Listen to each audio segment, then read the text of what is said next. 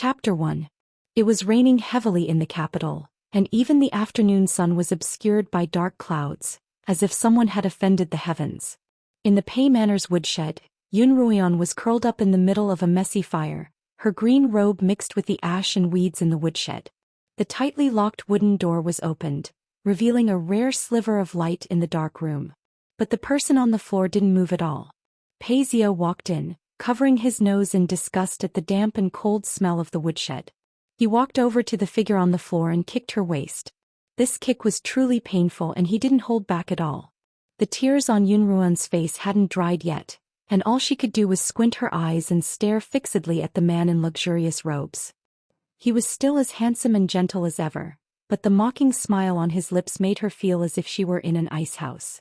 This was the man she'd once loved the most. Just a few days ago the two of them had been husband and wife. The man who'd once given her a sliver of light in the endless darkness had now pushed her into the abyss of darkness with his own hands. "It's been a few days since we last met, sister. How have you been?" Yun Ruoyan looked toward the source of the voice and saw a face she couldn't be more familiar with. Yi Qianying. Yun Ruoyan would never have thought that the seemingly harmless Yi Qianying would be with her husband. After all, she was her cousin. Pei Zio waved his hand, ordering a servant to pick Yun Ruoyan up. Her frail body was roughly pulled up and she knelt in front of Pei Zio. Yi Qianying walked over with a bowl of medicine. "Sister, today's the day the Yun and Lin families will be executed. Aren't you going to take a look?" Yun Ruoyan's gaze shifted and she raised her head, her tears still wet. What did you say? So you didn't know?" Yi Qianying covered her mouth and laughed, then pretended to be angry as she shoved Pei Zio. "Zio, no matter what, I'm still a member of the Yun and Lin families. Why didn't you tell me?" Pei Zio smiled dotingly, his eyes filled with boundless gentleness, a love that Yun Ruoyan didn't even dare to imagine. But now she couldn't care less about her husband's betrayal. "Yi Qianying, what did you just say? What happened to the Yun and Lin clans?" On the day that she had been locked in the woodshed, she had only known that the Yun family was in chaos. She had never imagined that it would be so serious that the entire family would be executed. Yi Qianying raised her eyebrows and smiled shyly. "So sister still cares about the Yun and Lin families. Previously, when you broke off relations with the Lin family because of Zio, I thought you'd forgotten about them. His Majesty has already decreed that the traitorous Yun clan and Lin clan will be executed today at noon. How was it? Does big sister like little sister's gift to big sister?" "What?" Yun Ruoyan's gaze froze as she stared at the woman in front of her. Instantly she felt a chill in her heart. It wasn't that she hadn't wondered why the Yun family had fallen to such a state overnight, but she hadn't dared to link it to these two people. Yun Ruoyan gritted her teeth, her eyes red and tears began to flow. She glared at Yi Qianying and roared, "Yi Qianying, you're so vicious. The Yun family treats you like their own daughter and I treat you like my own sister. Why would you do this?"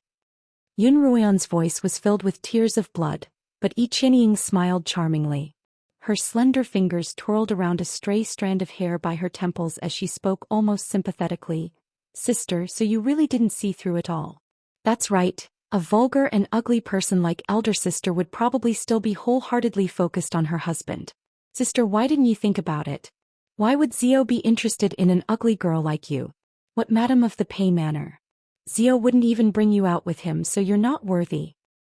Ugly girl. Was that really the case? No wonder Pei Zio had never been willing to share a room with her. But she wasn't the kind of person who would force herself onto someone. If Pei Zio had said that he didn't love her, she wouldn't have married into the Pei Manor.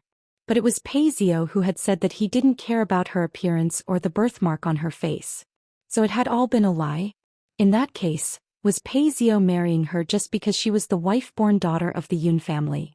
Thinking of this, Yun Ruoyan felt as if she had finally seen through the man who had shared a bed with her for so many years. Regret swelled in her heart, but it was all too late. By her side, Yi Qianying slowly opened the medicinal cup. The brownish-yellow liquid emitted a dangerous scent. Yi Qianying smiled. "Sister, let me send you off on your last journey. Don't worry, I'll take care of the Yun family's business and your husband for you." Seeing the medicinal cup, Yun Ruoyan understood what was going on and she turned to look at Pei Zio. But all she saw was a pair of cold eyes and a face full of indifference. "Qianying, why waste your breath on her? Just force the medicine down her throat. A cold voice rang out. Pei Zhou looked away in disgust, not even willing to meet her gaze. Pei Zhou, I want to hear you tell me why you're doing this. Why are you treating me like this? Yun Ruoyan shouted. Pei Zhou laughed coldly and lifted Yun Ruoyan's chin, as if he were going to crush it in the next second. He said word by word, why? Because not only are you ugly, you're also a useless piece of trash. As he spoke, he threw Yun Ruoyan to the ground. Useless. This wasn't the first time she'd heard that word, but this was the first time she'd heard it from the person she loved most. Was that what Pei Zhou was thinking too? That's right, she was born ugly and she couldn't even become a blade master. Qianying didn't bother putting on an act anymore. She raised the medicinal cup and walked toward Yun Ruoyan. Perhaps it was her survival instinct, but Yun Ruoyan, who had already been tortured beyond recognition, suddenly exploded with strength and forcefully broke free from the servant's grip. Flap. The crisp sound was especially piercing. Qianying clutched at her cheek in shock. Yun Ruoyan had hit her? The ugliest girl in the Li Kingdom had actually dared to hit her. What right did she have? The next second, Pei Zhou rushed forward and slapped Yun Ruoyan hard across the face. Slut. Are you crazy? Pei Zhou was so strong that Yun Ruoyan immediately tasted a metallic taste in her mouth, and a bright redness seeped out from the corner of her mouth. Then Pei Zhou snatched the bowl from Qianying's hands, pinched Yun Ruoyan's chin, and poured the medicine down her throat. Pei Zhou. Yun Ruoyan choked on the medicine, raised her head and gritted her teeth. Pei Zhou. I won't let you off. There's a next life. I'll make you pay for this with your blood. Yun Ruoyan's eyes widened and her scarlet eyes burned with fury. Her venomous gaze made Pei Zhou's hair stand on end, and he even had the urge to run away. As soon as Yun Ruoyan finished speaking, she felt her chest tighten, and a gush of blood gushed out of her throat. Fresh blood splattered on the ground, a particularly bright red. Pei Zhou composed himself. He really didn't want to see this disgusting woman again, and he didn't want to look at her venomous eyes again. He quickly turned around and ordered, "You guys throw her out. Don't let her die in the Pei Manor, she's filthy." Qianying looked at Yun Ruoyan being carried out and smiled coldly. Retribution? I'm looking forward to it. Unfortunately, that useless Yun Ruoyan won't be able to see it in this lifetime. Chapter 2. It was still raining and Yun Ruoyan had been thrown onto the streets by the servants of the Pei Manor, as if she were a dead dog. On the streets, a few people were still discussing the matter of the Yun and Lin families being beheaded today. When they saw someone being thrown out of the Pei residence, they only thought that it was a servant girl who had committed a mistake and was not wanted by the Pei residence. No one thought that she was the mistress of the Pei residence or the young miss of the Yun family. The rain soaked Yun Ruoyan's body. Before marrying into the Pei Manor, she had quarreled with her maternal grandmother because of Pei Zhou. Now it seemed that she had really been blind. Grandmother. She was the only person in the world who truly treated her well. No matter what, she had to see her one last time. Even if it was just to say sorry. After being tortured for so long and after being poisoned, she couldn't stand up on her own. After a few unsuccessful attempts, she could only crawl on the ground, using her arm's strength to crawl forward bit by bit. The rainwater was mixed with tears and blood, leaving hideous marks on the long street. The Meridian Gate was right in front of her. But before she could reach it, she heard a voice say, "It's time." No. Yun Ruoyan stretched out her hands in the direction of the Meridian Gate and screamed at the top of her lungs, but her voice was completely drowned out by the sound of the rain. By the time Yun Ruoyan reacted, all she could see was the blood that had spread through the rain. The blood had spread along the rain to Yun Ruoyan's skirt, and the entire scene of the execution grounds had become hideous and frightening. A line of bloody tears fell from the corner of her eyes. Was this the final outcome? In the end, she hadn't even been able to see her family for the last time. As she thought of this, Yun Ruoyan's heart skipped a beat. Her chaotic breathing reversed and the blood in her throat gushed out. The taste of blood filled her nose and mouth. Finally, Yun Ruoyan couldn't hold it in any longer. She lay down in the rain and wailed. Her heart-wrenching cries seemed to be conveying all the grievances she had suffered over the past few years to the heavens. The Yun clan and Lin clan, which had once enjoyed a period of glory and splendor, actually ended up with their families destroyed and their heads separated from their bodies. And all of this, because she, Yunruoyan, had been deceived by vile people. She hated herself for not knowing the truth. She hated herself for being so naive. He hated the people who had harmed the Yun and Lin families to such an extent. She swore that if there was a next life she would never allow herself to be trampled upon like this. She would never forgive those who had harmed her to this extent. An umbrella opened above Yunruoyan's head. Yunruoyan? Yunruoyan was sprawled on the ground. When she opened her eyes, all she could see was an ink-colored robe embroidered with gold, indicating the man's distinguished status. Daughter of the Yun family, this prince had thought that there would be a day when you would wake up and turn the tables. One couldn't sense the other party's emotions from his words. It was as if he was really just stating a fact. Heh. Yunruoyan curled up and sniffed the air that was filled with the stench of blood. Even if I become an evil ghost, I won't forgive them. That's more like the Yunruoyan I know. The black-robed man's voice rang out once more. He squatted down and brushed aside Yunruoyan's hair. You should know that the weak have no right to live. No right to live, is that it? The corners of Yunruoyan's lips curled up in a smile. The surrounding coldness grew even colder, almost freezing her breath. If she could do it all over again, she definitely wouldn't let this happen again. After a long while, the man didn't hear a reply. He placed a slender finger under the nose of the person on the ground and frowned. The black-robed guard by his side looked at the person on the ground, his face expressionless. Your Highness, it seems that she's already dead. Only then did the man withdraw his hand. Cough. Cough cough. When Yunruoyan regained consciousness, she felt a buzzing in her head. Her dantian felt a surge of energy and she coughed violently. Only when the energy subsided did Yunruoyan slowly open her eyes. She stared straight ahead for a long time as if she had just woken up from a nightmare. Only after a long while did the fog in her eyes dissipate. Just then a maid rushed to her side and exclaimed in surprise, "Miss, you're finally awake. Peony, you're really scared. How did you manage to sleep so soundly?" Yunruoyan stared at her in a daze, speechless for a long while.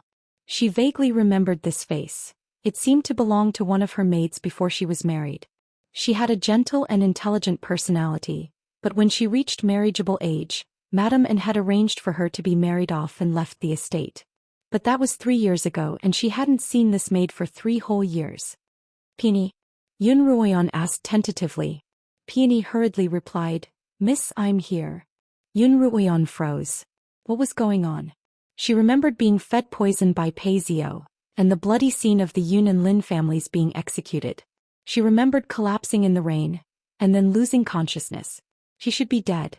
Peony shouldn't have appeared in front of her. Unless he was reincarnated. "Miss, what's wrong?" Seeing Yunruoyan's silence, Peony glanced suspiciously at her mistress. "Miss, if we don't go to the old madam's now, we'll be late." Yunruoyan's mind was in a daze. She tossed aside her blankets and sat up. "Peony, my head hurts. Tell me what happened." "Miss, you slept until the sun was high up in the sky. No wonder you have a headache." Peony helped Yunruoyan up. "The old madam just sent word that the jade ornament bestowed by the Empress Dowager a few days ago has gone missing, and she's summoning everyone to go over. We can't delay any longer." Yunruoyan paused. Grandmother, the Empress Dowager, the jade ornament gone missing. She remembered all of this very clearly. But that was 5 years ago. She remembered how much of a commotion the incident had caused. In the end, for some reason, the blame had been placed on her head, and she had been punished to kneel in the ancestral hall. But she hadn't touched the jade ornament at all. She had been framed. And because of this incident, even her grandmother had been quite displeased with her. Could it be that she had really returned to 5 years ago? She who had died at the hands of Xianxia and Paizio had been given a new lease on life. Yunruoyan sat in front of her dressing table. In the mirror she saw a rather youthful face, but there was a scarlet birthmark on the right side of her face, extending from the corner of her eye to the base of her nose. It was a particularly frightening sight. Yunruoyan raised her hand and touched the birthmark on her face. Had the heavens heard her pleas? Had they given her a chance to be reborn? Had they given her a chance to live again? Since that was the case, she would definitely not disappoint God's love. She would definitely make those people who had painstakingly plotted against her pay with blood. She remembered very clearly that Xianxia had stolen the jade ornament. In her past life she hadn't dared to reveal the truth because of her inferiority complex. Since the heavens had given her a chance to be reborn, she wouldn't repeat the same mistake. And Paisio she would make him pay. Peony, you only need to freshen up. Grandmother's matters are urgent, so don't keep her waiting, Yunruoyan said coldly. Peony looked up at Yunruoyan through her glasses. She could vaguely sense that Yunruoyan seemed a little different after this long slumber, but she couldn't quite put her finger on it. Peony only dared to glance at Yunruoyan for a moment before lowering her head and combing Yunruoyan's long hair. Yes, Mississippi. A short while later, Yunruoyan was escorted to the main hall by Peony. Chapter 3. The young masters and misses of the Yun family were all present in the great hall. The Yun matriarch sat at the head of the table, her brows furrowed and her eyes closed in meditation. Yunruoyan, dressed in plain white, bowed and stood respectfully to the side. Beside her stood her second sister Yunruoyao, her third sister Yunruoyu and her cousin Yi Qianying. Seeing that everyone was present, the matriarch glanced at Madame N, who stepped forward. A few days ago the Empress Dowager bestowed upon me a precious artifact, a jade scepter inlaid with a pearl from the southern seas. A few days ago this treasure was suddenly stolen. Who took it? You'd better come forward now or you'll be in deep trouble if anyone finds out. Yunruoyan stood ramrod straight, glancing at Yi Qianying from the corner of her eyes. Yi Qianying was only 14 years old, and Yunruoyan expected to see a trace of panic and nervousness on her face. What Yunruoyan didn't expect was for Yi Qianying to hold her head high, her lips pursed as if she were trying her best to suppress her anxiety. At such a young age, it was no wonder that she was able to win the favor of the entire Yun family. What Yunruoyan didn't know was that while she was secretly observing Yi Qianying, Madame N was also observing her. Madame N understood Yunruoyan's personality well. Whenever something big happened she would shrink back like a startled bird. Normally Yunruoyan would have been scared out of her wits, but today she stood calmly in the great hall, as if she were a completely different person. Sensing Madame Anne's gaze, Yunruoyan tilted her head, revealing the scarlet birthmark at the corner of her eye. The scarlet color was startling. Madame Anne calmed herself down and averted her gaze. What was she thinking? This was the ugly, useless and incompetent Yunruoyan of the Yun family. Madame Anne's gaze swept across the great hall. Anyone who doesn't report what they know will be punished as well. As soon as he finished speaking, the silent hall was filled with the sound of people sucking in cold air. Madame Anne's sharp gaze immediately locked onto the source of the sound. Qianying, do you have something to say? Madame Anne asked. Hearing this, everyone in the hall shifted their attention to Yi Qianying. Even the great-grandmother who was sitting in the main seat, narrowed her eyes slightly, waiting for Yi Qianying's next move. Yi Qianying's eyes were filled with panic as she fell to her knees. Grandmother Aunt. Qianying doesn't dare to say. It was obvious that Yi Qianying knew something. How could Madame Anne let go of this opportunity to establish her authority and improve her grandmother's favor? Raising her voice she said, Speak your mind. As long as I'm here I'll give you justice. Yunruoyu, who had always been straightforward, also interjected. That's right, Qianying. With grandmother and the others around, you don't have to be afraid. Qianying really wouldn't dare. Yi Qianying was kneeling on the ground, her tone somewhat aggrieved, but she didn't forget to glance at Yunruoyan from time to time. Anyone with a discerning eye would understand what this meant.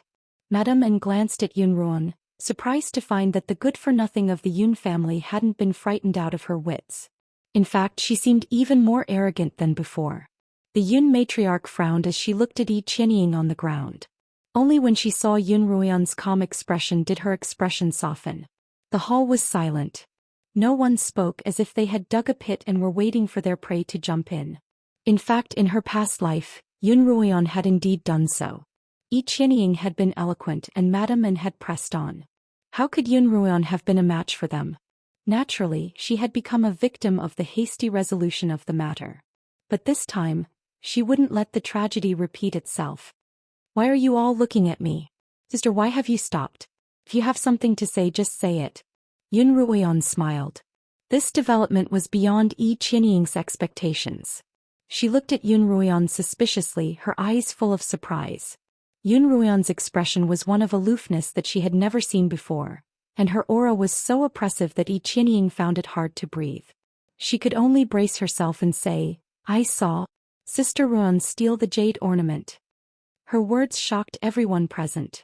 Madame An immediately exclaimed, "Yun Ruoyan, you're the sole wife-born daughter of the Yun family. How could you do something like this? Moreover, this jade ornament was bestowed upon you by the Empress Dowager. What right do you have to steal it?" Yun Ruoyu also joined in. "Sister, are you afraid of being poor? Aren't you afraid of being laughed at for stealing from your own family?" Yun Ruoyao's eyes darted around as she chimed in. "Sister, I know you don't usually receive any gifts, not even gold or jade. But if you really want it, we can give it to you. Why steal it?" Madame An gave Yun Ruoyao a look of approval before sighing and turning to Yun Ruoyan. "How could you do something like this? Hurry up and apologize to grandmother. Return the ornament and we can pretend this never happened." Yun Ruoyan laughed coldly in her heart, but her lips curled as she looked at them silently. Seeing that Yun Ruoyan hadn't moved, Madame An began to panic. She had long since disliked Yun Ruoyan, but now this useless young miss was ignoring even her words. Was she trying to rebel? Madame An waved her sleeves, raised her voice and pressed on.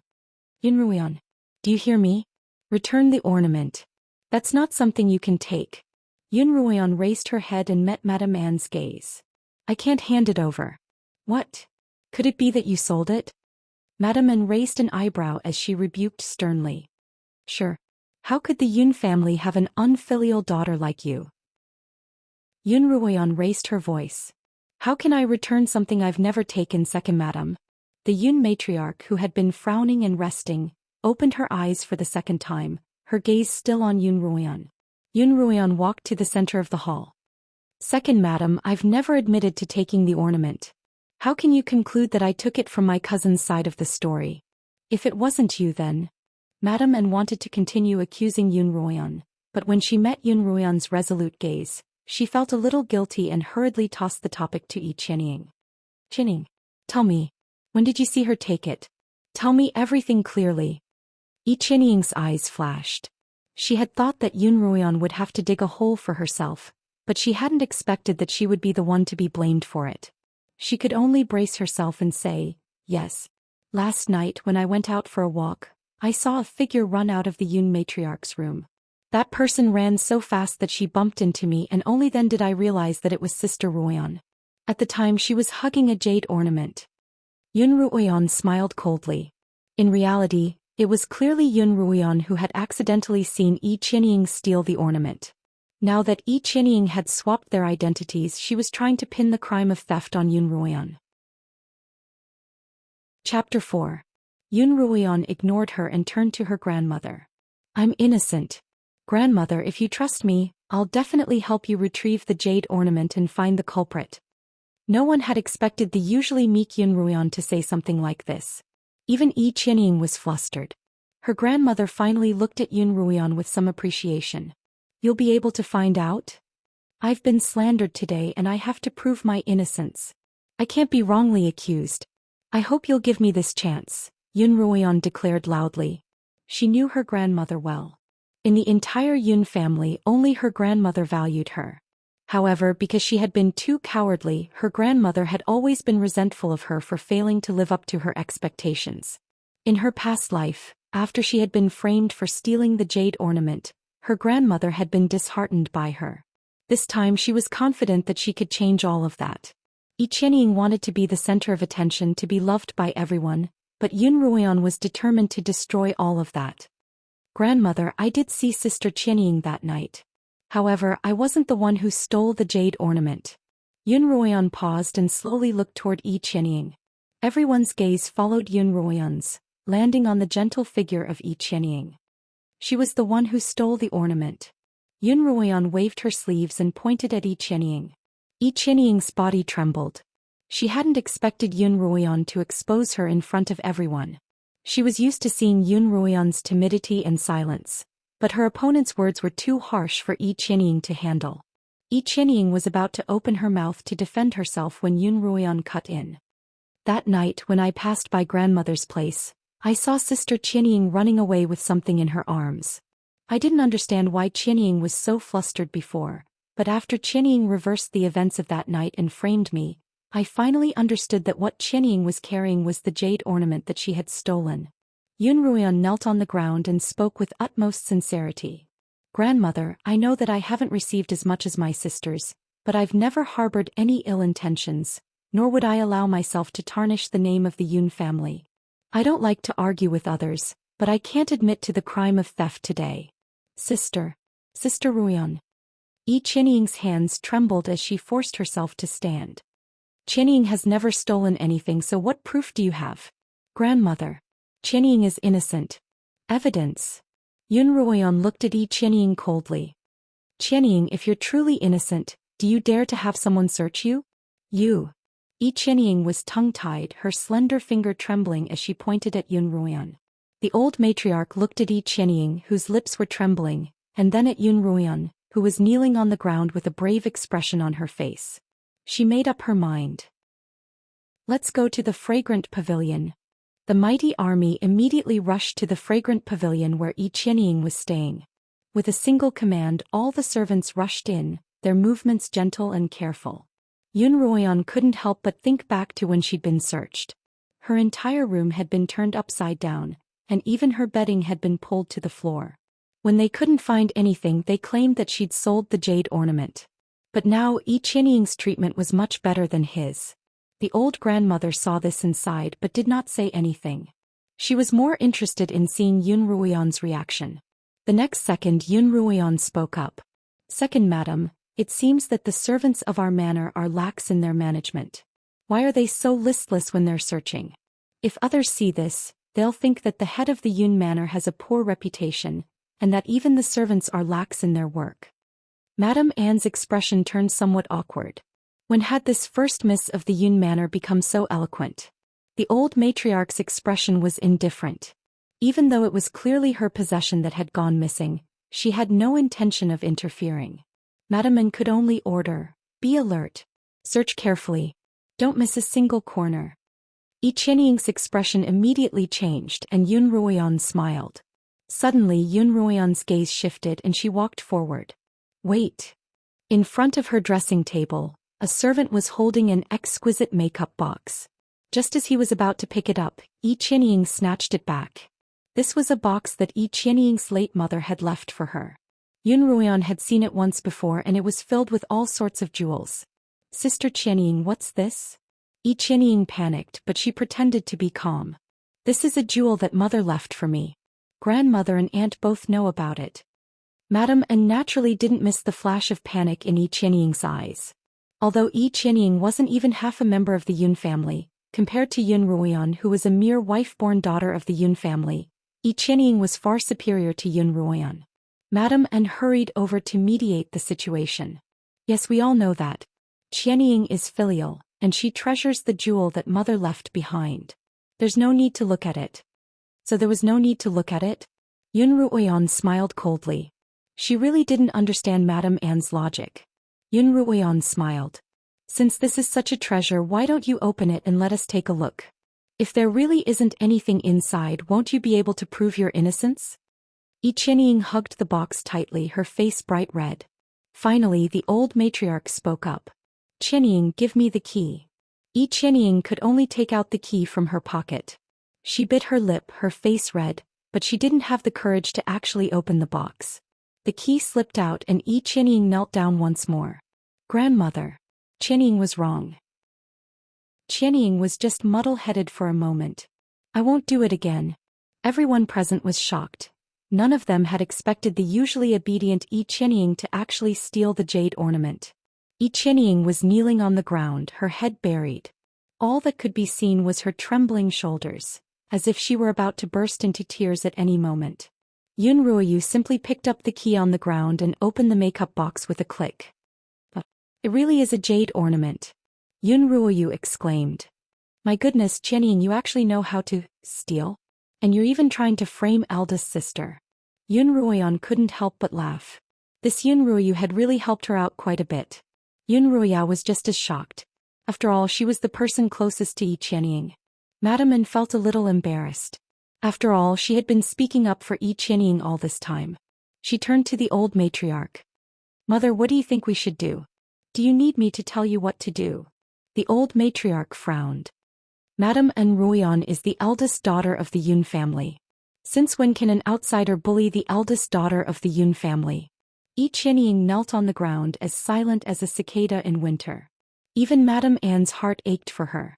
She had wanted to minimize the problem, but from the old matriarch's tone, it seemed that she had to be severely punished. Madame Anne sighed. Servants, bring Miss E to the ancestral hall and have her kneel for a day. Chapter 5. The nights in the Yun manor were unbearably long. Yun Ruoyan had so many questions that she wanted answers to that she didn't even eat dinner. Instead, she lay by the window thinking about the details of her past life. Miss, what are you thinking about? Xilan brought breakfast over. Miss, did you know? Just now, when Missy was being punished to kneel, young Master Pei came over and secretly gave her some food. Yun Ruoyan paused. Pei Zio had been the same in her past life. When she had been punished to kneel, it had also been Pei Zio who had secretly given her food. This was why she had become so fond of him and why she liked to play with him. She had thought that he was the only person who didn't mind her birthmark or her lack of cultivation talent. But that wasn't the case. Does second madam know? Yun Ruoyan asked. Of course. But I didn't see her say anything, Xilan replied. Yun Ruoyan smiled coldly. She still remembered that Madame An had locked her up and beaten her half to death when she had caught her eating. Now that it was Yi Qianying, her treatment was completely different. Seeing Xilan's expression change, Peony hurriedly stuffed a pastry into her mouth. You're too talkative. Xilan didn't seem angry. She chewed on the osmanthus cake in her mouth and said, delicious. Yun Ruoyan was in a state of agitation. You two can leave for now. I'll be alone for a while. Xilan was about to say something else, but Peony pulled her back. After the previous incident, Peony had noticed the change in Yun Ruoyan, and she wanted to help her, even if only to give her some space to think. The room was empty and Yun Ruoyan's thoughts couldn't stop. When she was young, she had been judged to be a cultivation genius, but at some point her talent had been declining. Now she was stuck at the level of a novice blade master, unable to advance any further. In contrast, the birthmark on her face, which hadn't seemed to exist before, had grown larger and larger as she grew older. Why was this happening? Could it be that she had come into contact with something as she grew up that caused her appearance and talent to change so drastically? As she was thinking, the sound of a heavy object hitting the ground interrupted her. She quickly picked up a candlestick by her side to protect herself and walked out of the courtyard. Just as he walked out of the courtyard, he saw a black figure lying on the ground. There was an eye-catching wound on his calf and fresh blood was gushing out. Yun Ruoyan looked around cautiously. After confirming that no one was around, she gripped the candlestick tightly in her hand and slowly approached him to check his breathing. Fortunately, there was still hope. Yun Ruoyan quickly rolled up her sleeves and tried to carry him into her room, but she didn't have enough strength. This person's identity was unknown. If he rashly attracted the Yun family's people, who knew what kind of trouble would occur? Yun Ruoyan began to worry. She tried to pull the man's collar, but her wrist was suddenly grabbed. Startled, Yun Ruoyan raised her head abruptly, only to see a face with distinct features. In the dark night, only that person's eyes were as bright as black pearls, with a kind of fearsome ruthlessness. Yun Ruoyan's heart was in her throat. His strength was too great. If he really came with ill intentions, she wasn't sure if she could really escape. The man in black didn't speak, but his eyes flashed as if there was a layer of fog lingering and condensing. Yun Ruoyan then realized that this person was strange. His body temperature was abnormally high. Although her wrist was in pain from being grabbed from his slightly trembling arm, Yun Ruoyan could feel that he was trying his best to control himself. He was restraining his strength from hurting her, restraining himself from taking the next step. Yun Ruoyan gathered her courage and asked, "Who are you and why are you here?" The man didn't respond but only tightened his grip on her. Yun Ruoyan struggled a few times but to no avail. She simply gave up and continued to attack with words. "Your injuries are very serious. Although I'm the eldest daughter of this family, I'm of no practical use. I'll try my best to find a doctor for you." After hearing the words eldest daughter, the man's arm trembled, and a strong force seemed to want to pierce through Yun Ruoyan's wrist. Yun Ruoyan was in pain. "What are you doing?" Let go. The man lowered his eyes, his brows furrowed as if he was trying his best to endure something. After a long while he squeezed out a single word, don't. Don't? Yun Ruoyan was confused. Don't call a doctor. Before he could finish speaking, Yun Ruoyan's small lips were pressed against a scorching hot one. Yun Ruoyan's eyes widened. She had been kissed by someone. Almost subconsciously, Yun Ruoyan's palm struck out at the man's chest, but she was stopped midway by the man's grip. In a panic, Yun Ruoyan kicked the man's bleeding calf. The man let go in pain, but instead of getting angry he smiled. It's really you. What do you mean it's really you? Yun Ruoyan felt that the tone of his voice was somewhat familiar, but she couldn't recall who it was. Help me treat my injuries. It was a commanding tone. Yun Ruoyan wasn't happy. It was this man who had suddenly barged into the Yun manor, and she could have found a servant to throw him out at any time, leaving him to fend for himself. What right did he have to order her around? Seeing Yun Ruoyan's displeasure, the man raised his hand and locked it around Yun Ruoyan's neck. You have to save me. I can kill you at any time even if I'm injured. Yun Ruoyan couldn't help but frown. She didn't like being threatened, and the man's attitude made her extremely uncomfortable. She said in a joking tone, "What if you want to harm me after you've recovered? I wouldn't dare save you." The man's Adam's apple bobbed and he felt his body heat up even more. He was already trying his best to suppress the effects of the drug, but this woman just had to provoke him. Right now he wasn't just in case of wanting to harm her but always of wanting to harm her. How could Yun Ruoyan know what the man was thinking? All she saw was that his eyes were red and burning, as if he wanted to eat her alive. Yun Ruoyan, the man suddenly said Yun Ruoyan's name. Do you want to get rid of the birthmark on your face? Hearing him call out her name and mention the word birthmark, Yun Ruoyan immediately grew wary and looked at him warily. The man continued, I can think of a way to get rid of the birthmark. You save me and I'll help you. We'll benefit from each other. It had to be said that this exchange was truly tempting. Yun Ruoyan gently touched the scarlet birthmark on her cheek. Her eyes flashed, but her tone was cold. Why should I believe you? You've been poisoned. The man in black used a calm tone to come to a conclusion that left Yun Ruoyan dumbfounded. His eyes were as deep as the sea, but they had a convincing power. The birthmark on Yun Ruoyan's face had grown slowly. It had been there for as long as she could remember, and it had been growing. Yun Ruoyan had never considered the possibility of being poisoned. And this person had made such a deduction with just a glance. Yun Ruoyan stared at the deep eyes in the darkness. All right, I'll help you. Chapter 6. Yun Ruoyan hurriedly helped him up, using all her strength to drag him back to her own room. The black-clothed man sat on the bed, his eyes shut as he forcefully suppressed the effects of the medicine in his body. Sweat began to drip from his forehead. The room was brightly lit, and it was only then that Yun Ruoyan could clearly see the man's appearance. His features were chiseled and his eyes were bright. No matter how she looked at him, he was a rare, elegant gentleman. Being kissed by such a man didn't seem to be a bad thing. As Yun Ruoyan thought about it, she examined his injuries. After all, Yun Ruoyan wasn't a physician and she didn't have much medicine on hand. Most of it was medicine for wounds. When she saw the several-inch-deep wound on the man's chest, Yun Ruoyan's heart trembled. If the sword had missed its target by even a fraction of an inch, this man's heart would have been severed. Yun Ruoyan stole a glance at the black-clothed man. He was resting with his eyes closed, but his tightly furrowed brows revealed his forbearance. Was he still unwilling to seek out a physician even at this point? Yun Ruoyan carefully bandaged the last wound. I can only give you a simple treatment.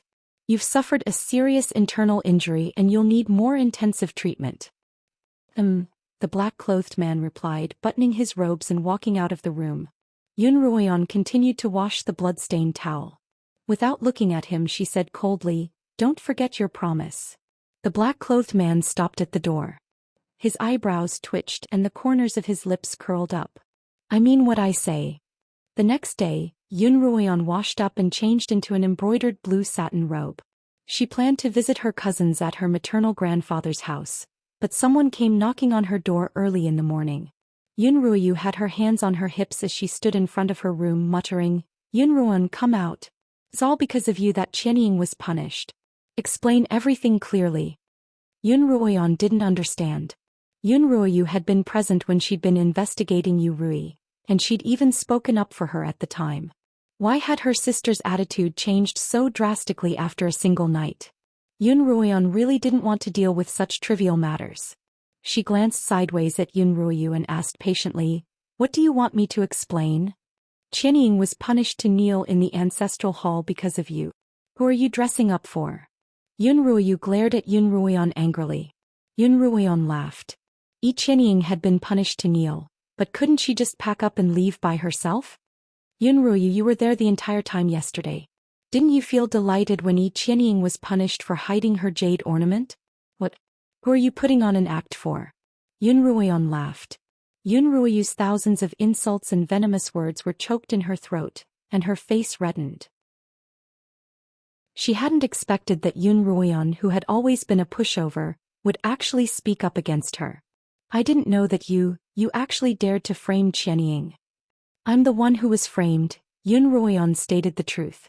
Exasperated, Yun Ruoyu shoved Yun Ruoyan's shoulder. Don't even think about it. Last night Qianying cried the entire night. She said you put it in the dresser. Unable to defend herself, she reluctantly admitted to the crime. Otherwise, how would you have known that the jade ornament was in the dresser? You're clearly trying to frame me. Yun Ruoyan frowned. As soon as she heard this, she understood that Qianying had obviously used her harmless appearance to put on a bitter play last night.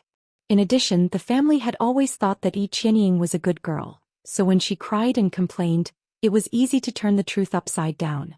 But this Yun Ruoyu was far too easily swayed, and she had come to Yun Ruoyan's residence without a word.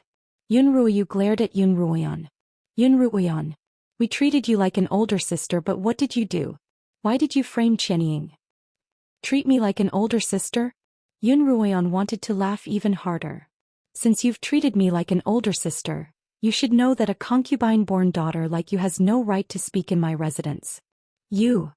Yun Ruoyu's cheeks turned red with anger. How dare an ugly girl like Yun Ruoyan speak to her in such a tone? She was just a piece of trash born a few years too early. What right did she have? Slap. Yun Ruoyan's slender fingernail cut across Yun Ruoyan's cheek, right on top of her birthmark. Dark red blood seeped out of her cheek and both of them were stunned. Peony was the first to react, rushing forward to support Yun Ruoyan. Naturally, Yun Ruoyan didn't back down and frowned. Flap. Another crisp sound, but this time it landed on Yun Ruoyu's face. Yun Ruoyu clutched her cheek, her eyes wide. She couldn't believe it. She had actually been slapped by Yun Ruoyan. Yun Ruoyu raised her hand to return the slap, but Yun Ruoyan grabbed her wrist tightly. Yun Ruoyan's voice was cold. Yun Ruoyu, yesterday's affair was decided by the old madam and the second madam, and everyone was present. If you're not satisfied, why don't the two of us go to the old madam right now? Yun Ruoyu's anger immediately dissipated when she heard the old madam's words. She had seen how protective the old madam had been of Yun Ruoyan yesterday. Who wants to go to the old madam with you? Yun Ruoyan, let go of me. Yun Ruoyan flung her hand away. Yun Ruoyu rubbed her wrist, snorted and left with her maids. Miss, look at this bracelet. Peony's gaze landed on Yun Ruoyan's silver bracelet. The blood that had flowed from her birthmark had somehow stained the table, and where the blood had stained the table, there was now a patch of black copper filth. Poison. Yun Ruoyan frowned. There was poison in her body. That was why the blood had stained the bracelet. That black-clothed man was right. Thousands of possibilities flashed through Yun Ruoyan's mind, and she didn't dare linger. After instructing Peony not to speak of the matter to anyone else, she hurriedly left the room with her. Yun Ruoyan's grandfather, Lin Zainan, was the best pill master in the Li Kingdom. He would definitely have a cure for the poison. Strangely enough, for some reason, all the members of the Lin family from Yun Ruoyan's mother's generation had either died or left. Ever since Yun Ruoyan had known about the Lin family, other than her grandfather, only her two cousins remained.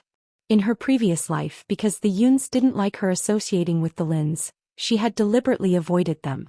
Later, because Lin Qingxue and Lin Qingchen had informed the Lins of Pei Zio's affair with Yi Qianying, her grandfather had also objected to her being with Pei Zio. But at the time, Yun Ruoyan had been too engrossed in her fantasies to listen to him. In the end, she had done what she regretted the most: cut off all ties with the Lins. In this life she couldn't afford to make the same mistake again. If she could, she was willing to use the rest of her life to make up for it. To make up for her disloyalty to her grandfather, and for her distrust of her two cousins. Chapter 7. As a prominent family in the Li Kingdom, even though the Lin family was sparsely populated, the Lin family's lofty gates revealed their status in the kingdom. As soon as Yun Ruoyan entered, her two cousins ran out excitedly and ran up to her legs. Sister, you haven't come to see us in so long." She didn't know if it was just her imagination playing tricks on her, but she felt that these two words sounded better than any of the other sisters of the Yun family. Yun Ruoyan followed them to Lin Zainan's pill-making chambers. Lin Zainan seemed to be pleasantly surprised by his granddaughter's arrival, and hurriedly invited her to rest by the folding screen of the furnace. After exchanging a few pleasantries, Yun Ruoyan went straight to the point and took out the silver bracelet on her wrist. Lin Zainan recognized it immediately. It was the dowry he had prepared for Yun Ruoyan's mother, who had later gifted it to her. The only difference was that the intricate patterns on the bracelet had been stained black. "There's poison in your body?" Lin Zainan's gaze landed on Yun Ruoyan's birthmark. Yun Ruoyan sighed inwardly. As expected of the Empire's top pillmaster, his eyes were sharp and shrewd. "Grandfather, I suspect that someone in the Yun family planted a slow-acting poison in my body." Lin Zainan was a little surprised by his granddaughter's courage, but he didn't think too much about it. Instead, he stroked his white beard and thought, "Ruoyan, if you can bear the pain, I can take a look at what poison it is." Yun Ruoyan hurriedly replied, "It's only pain, of course I can bear it." Lin Zainan glanced at her approvingly, then waved his hand and ordered his two cousins to get the tools to extract the blood. "Ruoyan, do you still remember your past self?" Lin Zainan asked. Yun Ruoyan stared at the top pillmaster on the Qinyuan continent, her thoughts drifting back to a few years ago. Back then she had been deemed a rare pillmaster, but for some reason her talent had grown weaker and weaker. Now she couldn't even break through to the third rank of a blade master. On the Qinyuan continent, even the most mediocre blade master could become a third-rank blade master. Not only that, but as Yun Ruoyan's innate talent faded, the birthmark on her face grew larger and larger.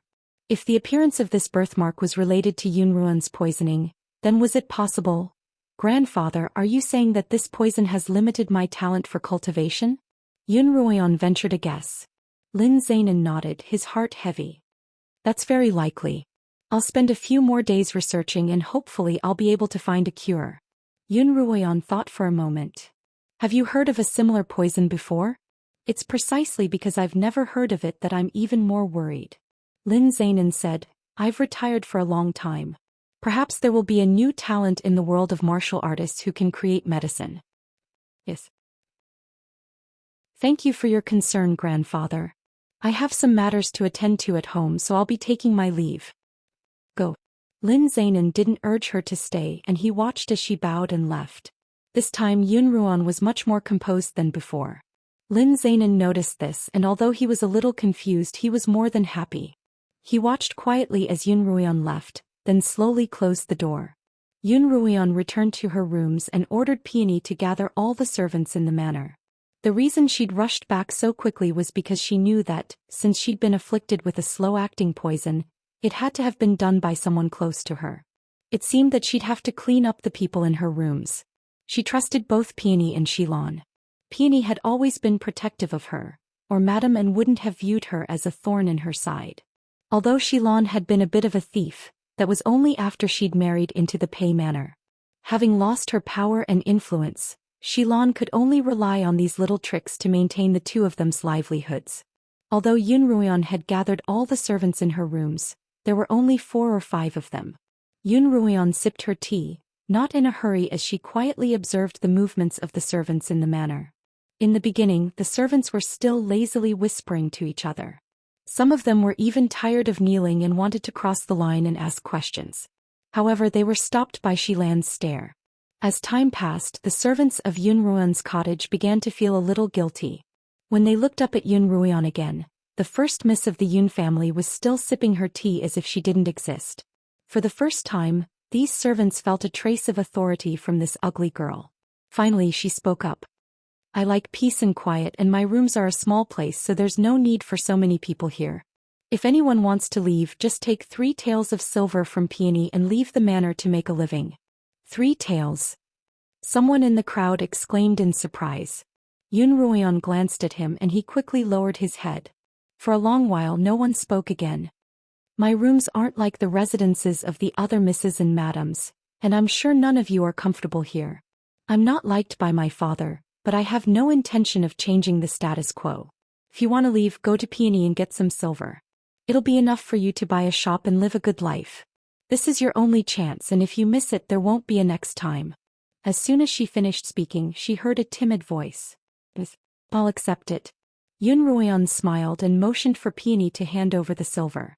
Xilan stared at the shiny silver and for a long time she was reluctant to take it out. Before long, of the 5 servants, only a girl of 16 or 17 remained kneeling on the ground, her eyes flickering. Yun Ruoyan could tell that she was tempted. Won't you accept it? Miss Ling Lan is willing to serve you for the rest of my life. I won't betray you. The girl lowered her head. Yun Ruoyan laughed coldly. She glanced at Peony and Xilan. Xilan seemed to still be traumatized by the loss of a few taels of silver, while Peony, on the other hand, was frowning deeply. Peony was truly intelligent. She hadn't even said a word, but Peony had already understood her intentions. 3 taels of silver wasn't a small sum, and there wasn't much to be gained from living in her rooms. How could the servants be loyal to a disgraced miss like her? There had to be a reason why Ling Lan had chosen to stay, even when the pros and cons were so obvious. This reason could only be that she had been entrusted with a task, and that she was loyal to it. In fact, the benefits she had received from her client were far greater than these 3 taels of silver. How dare you? Yun Ruoyan threw her teacup on the ground. Ling Lan trembled, finally realizing that something was amiss. How dare you poison your mistress, Ling Lan? Yun Ruoyan spat out the truth of the matter. By her side, Peony and Xilan finally understood what had happened, and their faces were filled with shock. Chapter 8. Ling Lan crouched down. Miss. I'm innocent. What poison? Ling Lan didn't know. Didn't know? Yun Ruoyan raised her voice. Peony saw what you did a few days ago. Yun Ruoyan's words were meant to trick her, but Ling Lan panicked. She kowtowed several times. Miss. Ling Lan was wrong. Ling Lan knows she was wrong. I beg Miss to spare Ling Lan. Spare you? Yun Ruoyan laughed coldly. Let me ask you, where did you get that poison? This. Ling Lan stammered as if she couldn't bring herself to speak. At this point, why aren't you telling me? Xilan shouted. I wouldn't dare. Ling Lan's voice was tearful and she was clearly terrified. Someone from the second madam's side, isn't it? Yun Ruoyan answered for her. It wasn't hard to guess. Although Yi Qianying was ruthless, she was still a young miss living in the Yun household. She didn't have that much power or courage. The third madam was doted on by her father, and Yun Ruoyu wasn't as scheming, so it was even less likely that she was from the third madam's side. In that case, only the second madam was left. I can't keep you in the Yun household any longer. I won't expose you, but you have to leave the Yun household tonight. Yun Ruoyan issued an ultimatum. Ling Lan finally burst into tears. Miss, please don't. I can't leave the Yun household. I won't sit around and do stupid things anymore. Miss, please let Ling Lan stay, let Ling Lan stay. The quiet courtyard was filled with the sound of Ling Lan kowtowing incessantly. Yun Ruoyan watched as Ling Lan kowtowed louder and louder. I can let you stay, but you have to promise me one thing. Miss, please tell me. Ling Lan will do anything. I want you to pretend that nothing happened. Yun Ruoyan's eyes flashed cunningly. Including getting the poison from the second madam. As soon as she finished speaking, Ling Lan jerked her head up. Peony and Xilan also looked at Yun Ruoyan in surprise. What she meant was for Ling Lan to help her keep an eye on Madame Anne's every move. Yes, Ling Lan understands. Mentally and physically exhausted, Yun Ruoyan sat in front of the vanity mirror and rested. Peony walked up to her. Miss, why did you? Xilan also came over. That's right, Mississippi. Now that everyone's gone, there's only me and Sister Peony left. It's going to be even harder to manage. Moreover, you gave them so much silver. This is the entire fortune of our courtyard. Yun Ruoyan smiled, took out her makeup box and picked out a pair of jade hairpins. She gave Peony and Xilan one each. These hairpins are worth far more than those 3 taels of silver. Xilan was really easy to coax. She smiled happily and said, "Thank you, miss." Peony stopped Xilan's hand. "Miss, this is something your mother left for you. We can't accept it. Just take it." Yun Ruoyan smiled. Just then a soft, clear female voice came from outside her cottage. "Sister, we're here to apologize to you." Yun Ruoyan frowned. By the time she reacted, Yun Ruoyao and Yi Qianying had already brought Yun Ruoyu to her, and even her cousin Yun Moyin had followed them. Yun Ruoyan frowned. She really didn't want to give her any peace of mind. "I heard that Ruoyu hurt you today, so I brought Ruoyu over to apologize to you. Is your face hurt?" Yun Ruoyao asked as she examined Yun Ruoyu's injury. "What a deep wound. Ruoyu, don't you know that I'm not even a 3rd-rank blade master yet? Why did you have to hit me so hard?" Yun Ruoyu suppressed her laughter and pretended to be concerned. "Yes, I'll be more careful in the future. With that face of hers, it doesn't matter if it's injured or not. No one would want to see it anyway." Yun Moyuan's disdainful voice came from behind. He turned to Yi Qianying. "Qianying, you're the only one who's good for you. Why are you trying to comfort this vicious woman?" Yun Ruoyan's gaze landed on Yi Qianying. So it was Yi Qianying who had instigated this whole farce. Yi Qianying frowned and tugged at Yun Moyin. "Cousin, don't say that. I'm sure it's not easy for elder sister to be hurt." "Tisk," Yun Moyin snorted. "So what if she's not? Even if an ugly woman like her were to die on the streets, no one would care." Yun Ruoyan clenched her fists. "Cousin, you're right. For someone like me, even if I were to die on the streets, no one would care. Sisters, you better head back soon." Yun Ruoyan's tone was a mixture of sarcasm, resentment, and sincerity.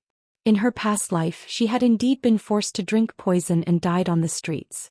At the time, only a nameless man had walked up to her. "We're here to see you, sister. Why are you asking us to leave?" Yun Ruoyao teased. "Do you not welcome us? You really think too highly of yourself." Yun Moyuan rolled his eyes at Yun Ruoyan. Yun Ruoyan didn't know what she had done to offend him for him to hate her so much. Was it just because she was ugly and had no talent for cultivation? "Yun Moyin, don't go overboard. What can you do to me?" "Brother, sister. Calm down, don't start a fight." It was Yi Qianying's voice and she was still fanning the flames. "Fight? She wouldn't dare." Yun Moyuan's veins bulged as he struck out with his palm. Yun Ruoyan's palm was so heavy that it struck Yun Ruoyan's shoulder and forced her back a few meters. Peony and Xilan wanted to help her up, but Yun Ruoyan stopped them. "Don't interfere. She was the one who provoked him, so she'd deal with it herself." Yun Ruoyan held onto her shoulder and forced herself to stand up, her eyes blazing with anger. "Yun Moyin, if you want to fight, I'll keep you company." She had already tolerated them repeatedly, and since they were still pushing her, there was no reason for her to retreat. The crowd hadn't expected the usually cowardly Yun Ruoyan to dare challenge Yun Moyin to a fight, and they instantly felt a little guilty. Yun Ruoyao calmed herself down and whispered, "Cousin, don't worry. She's not even a 3rd-rank blade master, so she'll only be a punching bag." Only then did Yun Moyuan recall this fact and he regained his confidence. He struck out 3 times in a row, each strike aimed at Yun Ruoyan's vitals. Although Yun Ruoyan wanted to resist, her cultivation was limited and it was impossible for her to dodge. After a few blows, Yun Ruoyan was clearly at a disadvantage. With the last blow, Yun Ruoyan was forced back 3 feet, clutching her chest and coughing violently. All right. We can't continue." Peony rushed up. Xilan was also flustered. "Our mistress can't compare to the young master. If we continue, something bad will happen. Who cares about servants like you?" Yun Ruoyu's temper flared once more and she didn't even bother pretending. Yun Ruoyan knelt on the ground, a drop of blood dripping from her mouth onto the silver bracelet. Suddenly, the bracelet on her wrist glowed with a gentle light, and a steady stream of energy flowed into Yun Ruoyan's body. Yun Ruoyan couldn't explain the feeling, but she did feel much better. Chapter 9. Yun Moyin didn't care that Peony and Xilan were shielding Yun Ruoyan. Circulating his internal energy, he sent a palm strike at Yun Ruoyan. What Yun Moyin didn't expect was that, in that instant, A strong burst of internal energy blocked his palm's strike. When he looked closely, he saw that Yun Ruoyan had somehow returned to protect the two maids, blocking Yun Muyan's palm strike all by herself. Yun Muyan was a 7th-rank blade master. How could a piece of trash like Yun Ruoyan possibly stand a chance against him? Yun Muyan was a little overwhelmed by the force of the blow. Was this still the ugly Yun Ruoyan he knew? How could he possibly lose to a piece of trash? Yun Ruoyan was calm and composed, the energy in her body unending. With just a little more force, Yun Muyan was already 3 feet away. Cough, cough. Yun Muyan staggered a few steps before kneeling down and coughing violently. Yun Ruoyan, this is impossible. How could she have so easily counterattacked? Just a moment ago he'd felt the immense strength emanating from Yun Ruoyan's palm. That wasn't the kind of energy someone of her age could control. Yun Ruoyan, how dare you plot against cousin? Yun Ruoyu's face was full of shock, thinking that Yun Ruoyan had used some underhanded trick. Otherwise, there was no way she could have defeated Yun Muyan. As she spoke, Yun Ruoyu raised her sword and charged forward. But before she could even get within half a foot of Yun Ruoyan had already appeared behind her. With a light flick of her wrist, Yun Ruoyan circled around Yun Ruoyu's arm and easily snatched the sword from her hand. Yun Ruoyu wanted to snatch back her own weapon and strike Yun Ruoyan's injured shoulder, but Yun Ruoyan easily dodged her attack. In fact, she even suffered a heavy blow to her back. How could this be? How could she not be able to defeat the publicly acknowledged trash Yun Ruoyan? Sister, you've caused enough trouble today, haven't you? Yun Ruoyan raised her voice and threw her sword to the ground, making a crisp sound as it hit the cold ground. Yun Ruoyao and Yi Qianying had long since been dumbfounded by the sight. Yun Ruoyan's ghostly footwork and the immense amount of energy she had gathered in her palms were things that even they couldn't match. Yun Muyan wanted to continue, but Yun Ruoyao quickly covered his mouth. Sister, why are you so angry? This was just a joke between us, don't take it to heart. Are you joking? Yun Ruoyan laughed. The lives of the 3 of us were almost in your hands. Yun Ruoyao bit her lip. Since when had this Yun Ruoyan become so difficult to deal with? Even her cultivation was above the 2 of them. How hateful. It's getting late. We should have had enough of fooling around. Why don't we go back first? Yi Qianying carefully walked up to Yun Ruoyan and tugged on her sleeve. I wanted to apologize to you, sister, but I didn't expect to make you angry instead. It's all my fault. Yun Ruoyan had had enough of Yi Qianying's hypocrisy, and she calmly pulled away from her. Sister, you're right. In that case, I won't be sending you off. Yi Qianying had taken the initiative to express her goodwill, but Yun Ruoyan didn't appreciate it. Who did this Yun Ruoyan think she was? She was usually so clingy, but now she was putting on airs. Finally, after inviting these troublesome characters away, Yun Ruoyan let out a sigh of relief and sat down to calm her breathing. Xilan couldn't hide her excitement. Miss, you were so strong just now. Even young Master Muin wasn't a match for you. Peony also chimed in. That's right, miss, but are your injuries all right? Do you feel uncomfortable anywhere? Yun Ruoyan closed her eyes and quietly sensed the flow of energy within her body. She could clearly sense that this energy didn't belong to her, and that someone had lent it to her. She could even clearly feel that this energy came from her wrist, from the bracelet her mother had left her. Yun Ruoyan tried her best to control the flow of energy within her body, hoping to use this energy to heal her injuries. But to her surprise, as soon as she was able to control this energy, the energy that had permeated her body disappeared. She couldn't even find a trace of it. What was going on? Miss? Peony asked in concern when she saw Yun Ruoyan frown. Xilan didn't seem to notice the change in Yun Ruoyan's expression. If this continues, you'll definitely be able to pass Kongming Academy's entrance exam in a few days. Kongming Academy's entrance exam? Yun Ruoyan caught these words. Kongming Academy was the strongest faction on the Qinyuan continent, and its status was even higher than that of the 4 kingdoms. They would regularly recruit students from the various kingdoms, and all of them were eligible to participate. However, not everyone was able to enter Kongming Academy. If she could maintain her strength during her battle with Yun Moyuan and Yun Ruoyu, it wouldn't be difficult for her to enter Kongming Academy. The problem was that this energy had disappeared again as if it had never existed in the first place. Yun Ruoyan opened her palm and looked at the carvings on it. She had to figure out what this energy was, and she had to enter Kongming Academy so that those who looked down on her would have nothing to say about it. Peony, Xilon, you two can leave first. I'm tired. Yun Ruoyan sent the two of them away. Only when Yun Ruoyan was alone in the room did she begin to study the bracelet on her wrist. The carvings on the bracelet were especially exquisite under the candlelight. Upon closer inspection, Yun Ruoyan realized that the bracelet was layered. The top and bottom layers were filled with paper clips, while the middle layer was the main body of the bracelet, and the carvings were even more intricate. She held the bracelet in her hand and turned it lightly. Yun Ruoyan's vision darkened. By the time she opened her eyes again, she was in an unknown space. Could this be the bracelet's internal space? Meep, mistress. A childish voice called out. But there was nothing around her, and no matter how hard she tried, she couldn't find the source of the voice. Meep. Gradually, an orange fog appeared in front of Yun Ruoyan's eyes. As if it had a mind of its own, the fog began to gather in one spot. By the time Yun Ruoyan regained her senses, a Kirin-like creature with a horn on its head had appeared in front of her. The Kirin had barely reached Yun Ruoyan's knees, and its two large eyes were as bright as amber. It trotted over to Yun Ruoyan and rubbed its head against her leg. Mistress, I've been waiting for you for so long. Mistress. The little fellow was so adorable that Yun Ruoyan liked it as soon as she saw it. She bent down and stroked its head. What's your name? How long have you been here? Well, I don't have a name yet.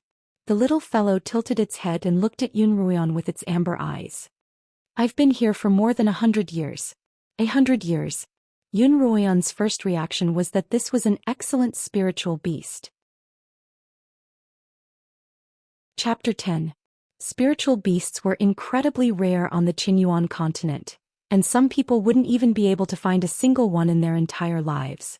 Who would have thought that such a cute spiritual beast would reside within this bracelet? In that case, why don't I call you Qiu? Yun Ruoyan smiled. Do you like that name? Qiu. I like it. Qiu's eyes lit up and it leaped onto Yun Ruoyan's body. Perhaps because Qiu's impact was too great, Yun Ruoyan almost fell to the ground and her shoulder, which had been injured by Yun Muyin, began to hurt even more. Seeing Yun Ruoyan's pained expression, Qiu hurriedly let go of her, its large eyes filled with worry. Mistress, are you hurt? It's just a small injury, I'm fine. Yun Ruoyan forced a smile. Qiu circled around Yun Ruoyan a few times, its frown making it look even more adorable. Mistress, you've been poisoned as well. Yun Ruoyan hadn't expected that this seemingly adorable spiritual beast would have such a venomous gaze. Qiu, do you have a cure? Qiu doesn't know how to detoxify poisons. Qiu shook its head then smiled. But this place is extremely conducive to the recovery of spiritual energy and cultivation. Mistress, if you rest here for a while, your cultivation will definitely increase. Yun Ruoyan pondered for a moment. Qiu was right. As soon as she had entered this pocket dimension, she had felt a strong surge of energy. If she were to cultivate here, her cultivation might really increase. Mistress, hurry up and try. Qiu tugged on the corner of Yun Ruoyan's robe, forcing her to sit down. All right. Yun Ruoyan immediately began to circulate her energy. Indeed, she could feel the energy surging through her body. This short moment of rest was more beneficial than 10 days of cultivation in the outside world. If she persisted in cultivating in the pocket dimension, entering Kongming Academy wouldn't be a problem at all. Over the next few days, Yun Ruoyan sent Peony and Xilon to tidy up the courtyard, locked herself in her room, and began cultivating under Qiu's tutelage. Fortunately, Yun Ruoyan had already sent away those who were far away to prevent rumors from spreading. Although Peony and Xilon had their suspicions, they didn't ask any questions, thinking that Yun Ruoyan was focused on her recovery. While Yun Ruoyan was resting, Qiu lay on her lap. Mistress, although it's easier to cultivate here if you don't get rid of the poison, there will still be some limitations. I know. Yun Ruoyan stroked Qiu's fur. All this time she had been worried. Although Peony and Xilon were watching over him, making it difficult for Madame and to poison him again, there was still far too much poison left in his body, and his grandfather still hadn't found a way to neutralize it. She was worried that the energy in this space would cause the poison to act up. But now she couldn't afford to think too much about it. It was almost time for Kongming Academy's recruitment drive. She'd already missed it in her last life, and she couldn't afford to make the same mistake in this one. Entering Kongming Academy was a crucial step in changing her fate. She had to give it her all. Finally, it was the day of Kongming Academy's recruitment, and the royal families of the various kingdoms were already preparing for the first round of selection. Similarly, any child between the ages of 6 to 15 could participate, and the misses of both the Yun and Lin families were on the list of candidates. As soon as the news of Kongming Academy's recruitment drive spread, the Yun family's children began to speed up their cultivation. Only Yun Ruoyan's cottage remained quiet. Xilan was the first to speak up. Mistress, the misses from the other courtyards have already begun their preparations, and Master and Madam are in the Great Hall discussing the selection. Why haven't we been invited? Master, could it be that you've forgotten about us?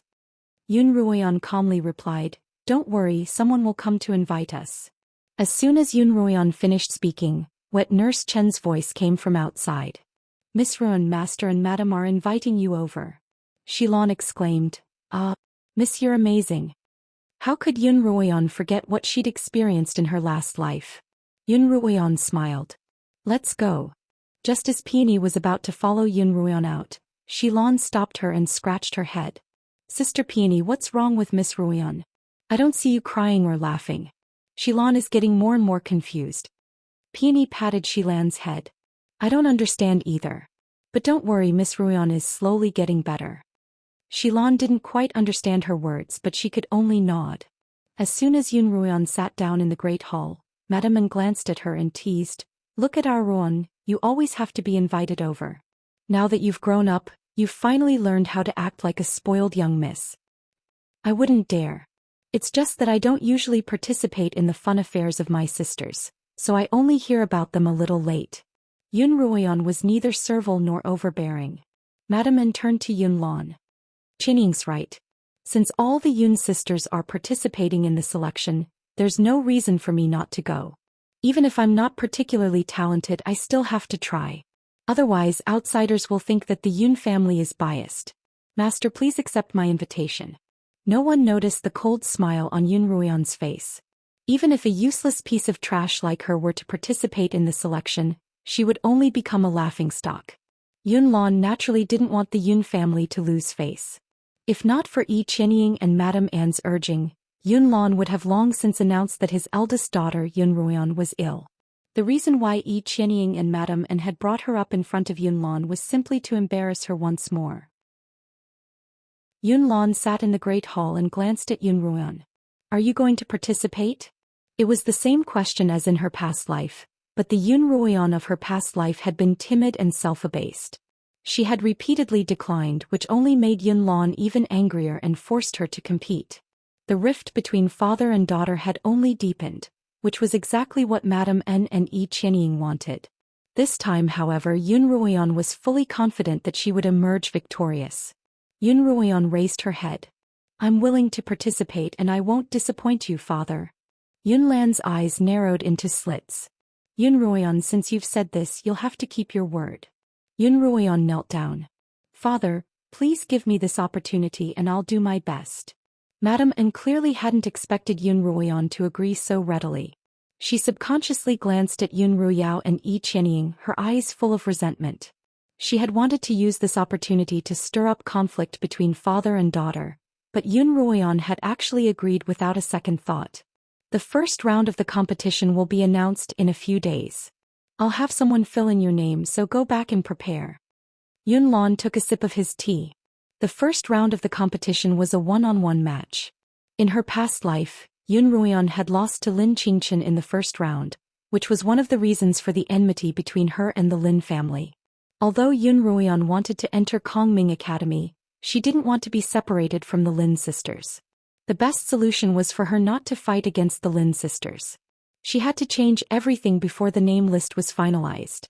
Yun Ruoyan took a few beads from her own belongings and headed to the residence of the envoy. Actually, Yun Ruoyan wasn't exactly poor. Although she had never received a share of her family's allowance, just the box of jewelry her mother had left her was worth more than 1,000 taels of gold. When Yun Ruoyan arrived at the residence, she bumped into Yun Ruoyao, who was also carrying a box of silver. Yun Ruoyan quickly hid by the wall. Yun Ruoyao was extremely talented, and Yun Ruoyan couldn't think of any reason why Yun Ruoyao would need an envoy from Kongming Academy. Yun Ruoyao entered the residence for a full 15 minutes. Only when she came out did Yun Ruoyan sneak in. "Envoy Ding, please wait." Envoy Ding stopped in his tracks. "You are?" "I'm Yun Ruoyan and I have something to discuss with you." Yun Ruoyan bowed. The envoy looked at her and hurriedly closed the door. "Let's talk about it later." "Envoy." Yun Ruoyan took out the luminous pearl in her hand and placed it in front of Envoy Ding's eyes. "I have something urgent to discuss." Envoy Ding's eyes widened. Anyone with a discerning eye would know that this was a luminous pearl unique to the southern seas. Just one of it was worth 3 times the amount of silver Yun Ruoyao had brought. "Miss Yun, let's talk inside." Envoy Ding opened the door and invited Yun Ruoyan in. "Envoy Ding, have you prepared the list of matches between the various families?" Yun Ruoyan asked. "Miss, do you have any requests?" Envoy Ding smiled. Yun Ruoyan liked talking to smart people, so she directly stated her intentions. "It's not difficult as long as I don't have to compete with the 2 misses of the Lin family." Envoy Ding smiled craftily. "Miss, you're really smart." "What do you mean?" Yun Ruoyan asked. "Just now, your concubine-born sister came over precisely to change your opponent to the Lin sisters."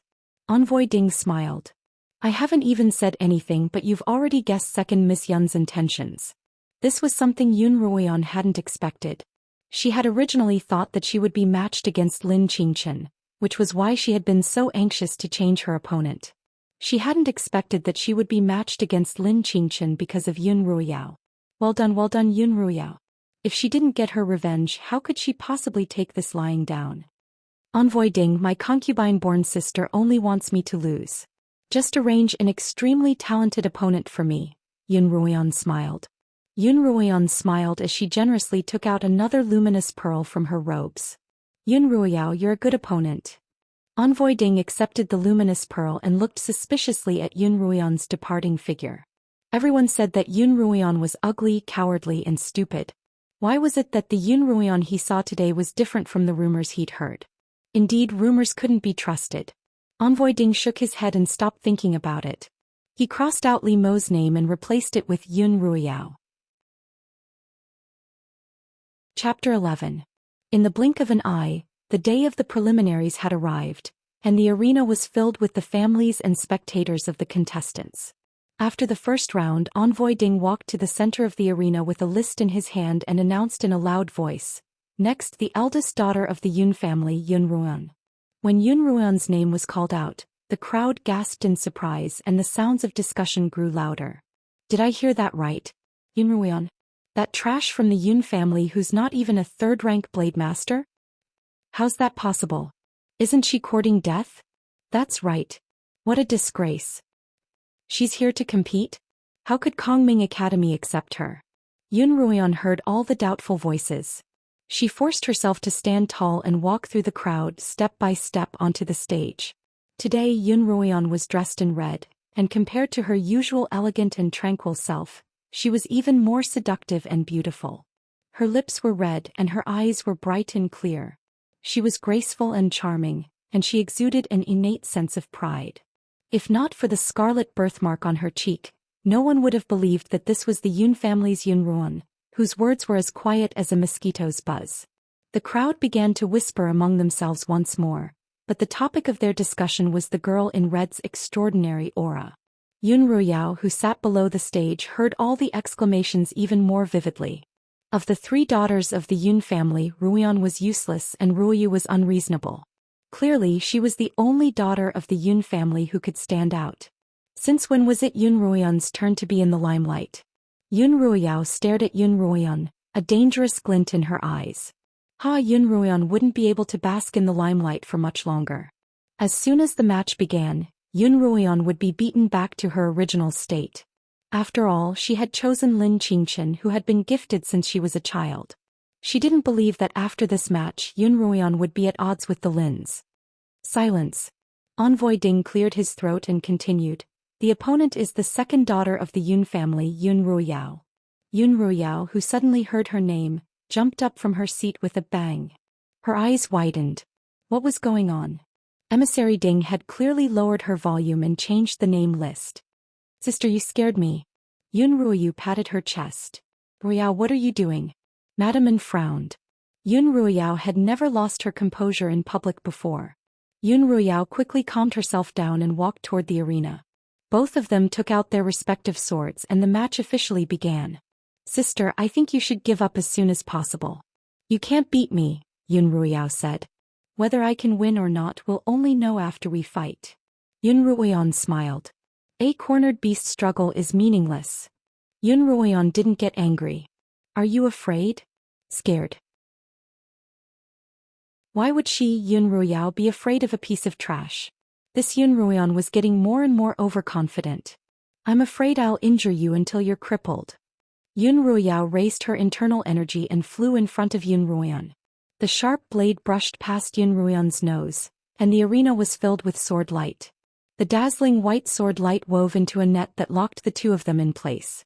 Yun Ruoyan's bright red figure spun on the stage like an enchanting fiery butterfly, and her sharp swordplay didn't lose out to Yun Ruoyao's in the slightest. One was publicly acknowledged as a cripple, while the other was publicly acknowledged as a talented woman. No one could have imagined that one day the two of them would be able to compete on the same stage. In fact, it would be an evenly matched match. My goodness, when did Sister Ruoyan become so strong? It was Yun Ruoyu's voice. Yi Qianying watched from the side, feeling a little uneasy. These days Yun Ruoyan had brought her far too many surprises. Many of them had exceeded Yi Qianying's expectations. Madame An frowned as she stared at the arena, unable to believe her eyes. She had thought that Yun Ruoyao would be able to defeat Yun Ruoyan within 3 moves, but the two of them had already exchanged more than 10 blows, and Yun Ruoyan still hadn't lost. In fact, Yun Ruoyan was slowly gaining the upper hand. Impossible, how could this be? Yun Ruoyan's cultivation had clearly been suppressed by medicine, and no one had taught her swordsmanship. How could she possibly compare to Yun Ruoyao, who had been taught swordsmanship since she was 5? Even amongst the daughters of the aristocratic families, Yun Ruoyao's swordsmanship and cultivation were the cream of the crop. At this moment Yun Ruoyao's shock was no less than that of the spectators. Seeing that her attack had been easily blocked by Yun Ruoyan, Yun Ruoyao was even more flabbergasted. Yun Ruoyan, that's impossible. Sister, I haven't used my full strength yet, Yun Ruoyan replied casually. Nonsense. Yun Ruoyao refused to admit it. She was publicly acknowledged as a talented woman, and a cripple like Yun Ruoyan couldn't possibly be stronger than her. What did she mean by not using her full strength? That was even more impossible. But why was it that even though she had expended so much effort to block Yun Ruoyan's attacks, to the point where even her movements were a little disordered, Yun Ruoyan was still as calm as ever? Wasn't she tired? Yun Ruoyan was no longer in the mood to continue fighting with Yun Ruoyao. With a sharp gaze she stabbed her sword toward Yun Ruoyao's abdomen. Yun Ruoyao hurriedly retracted her sword to protect her abdomen, then took small steps back. But in that instant the red figure in front of her suddenly disappeared. The next second Yun Ruoyao's waist suffered a heavy blow, and her feet slipped as she fell forward. Yun Ruoyao's mind was blank. In that instant even the clamor around her had fallen silent. Because on the stage Yun Ruoyao had fallen heavily to the ground, and Yun Ruoyan had appeared behind her. She took a step forward and lightly pressed her sword against Yun Ruoyao's neck. Yun Ruoyao had lost. And she had lost to the cripple Yun Ruoyan. Everyone present stared with their eyes wide open and mouths agape, a look of disbelief on their faces. The referee and Envoy Ding were even more so. That was until the crowd erupted in cheers. Yun Ruoyan wins. Envoy Ding finally returned to his senses and announced the result, giving Yun Ruoyan a look of approval. Indeed, rumors couldn't be trusted. What cripple? This Yun Ruoyan was clearly a cultivation genius. This was what Envoy Ding thought. Amidst the clamor of the crowd, Madame An slammed her fist against her armchair, stood up and left, not even willing to watch the rest of the duel. Similarly, Yun Ruoyao wasn't in tune with the cheering crowd. She hadn't even seen how Yun Ruoyan had struck, and she had been inexplicably defeated. She had even fallen flat on her face, becoming the laughingstock of the entire Li kingdom. How could she possibly be satisfied with this? Yun Ruoyao gritted her teeth as she watched Yun Ruoyan walk off the stage under the admiring gazes of the crowd. How hateful. The object of everyone's cheers, the glory of a talented woman, should have belonged to her. She should have been the object of everyone's admiration and admiration. But now all of this had been snatched away by Yun Ruoyan. It was all Yun Ruoyan's fault. It was all that slut's fault. Chapter 12. After the duel, Yun Ruoyan made a trip to the Lin household to inform them of the news and inquire about the progress of the antidote before returning to her rooms to rest. After all, the poison in her body hadn't been completely purged, and Yun Ruoyan's body was so tired that she quickly fell into a deep sleep. By the time she was woken up, the moon was already high in the sky. "Miss, the old madam is calling for you again," Peony said as she helped Yun Ruoyan change into her shoes. Yun Ruoyan looked at the sky. It was already so late and the old madam had to be calling for her for something urgent. "Did grandmother call for anyone else?" "Yes." Peony nodded worriedly. "The third miss and Missy will be there as well. I'm afraid it's because of your victory over the second miss today." Yun Ruoyan rubbed her forehead. "That's true. What else could it be?" Her sisters in the Yun household were truly troublesome, and she couldn't even get a good night's rest. What they didn't know was that even though they were united against a common enemy, they would still be played by an outsider like Yi Qianying. Yun Ruoyan tidied up a little, had Peony light the lamps and walked into the great hall. Yun Ruoyu and Yi Qianying were already waiting there. When the old madam saw her enter, she put down her teacup and asked, "Yen, I heard that you defeated Ruoyao in the duel today?" "Yes, grandmother," Yun Ruoyan replied frankly. "Some people suspect that you won the duel because you plotted against Ruoyao." The old madam's tone was indifferent, and it was hard to tell which side she was leaning towards. "Do you have anything to say?" Yun Ruoyan smiled and bowed. "Grandmother, many people were watching during the duel. If you really had used some underhanded trick, all the judges would have been able to tell. Why would they have declared you the winner?" Yun Ruoyan's words were logical and the old madam nodded. The referees of Kongming Academy were renowned for their sharp eyes. Even the tiniest of tricks couldn't escape their eyes. It was for this reason that the judges had been so shocked when they saw Yun Ruoyan defeat Yun Ruoyao. Yun Ruoyu interjected, "Do you mean to say that you won with your own strength?" "That's right." Yun Ruoyan's conscience was clear. "Sister," Yi Qianying finally spoke up. "If you really wanted to go to Kongming Academy, you could have just told us. Why did you have to do this behind our backs? What's more, this elimination system is also to prevent people like you who are not talented from encountering danger in the later stages of the test." All right, Yi Qianying had helped her settle the crime of cheating first. "Exactly. Everyone knows that you're not even a third-rank blade master." Yun Ruoyu rolled her eyes. Second sister, on the other hand, had a master accompanying her since she was 5. Even Qianying and I weren't her match, so how could she possibly lose to you? "Don't tell me you think your cultivation is better than the rest of us."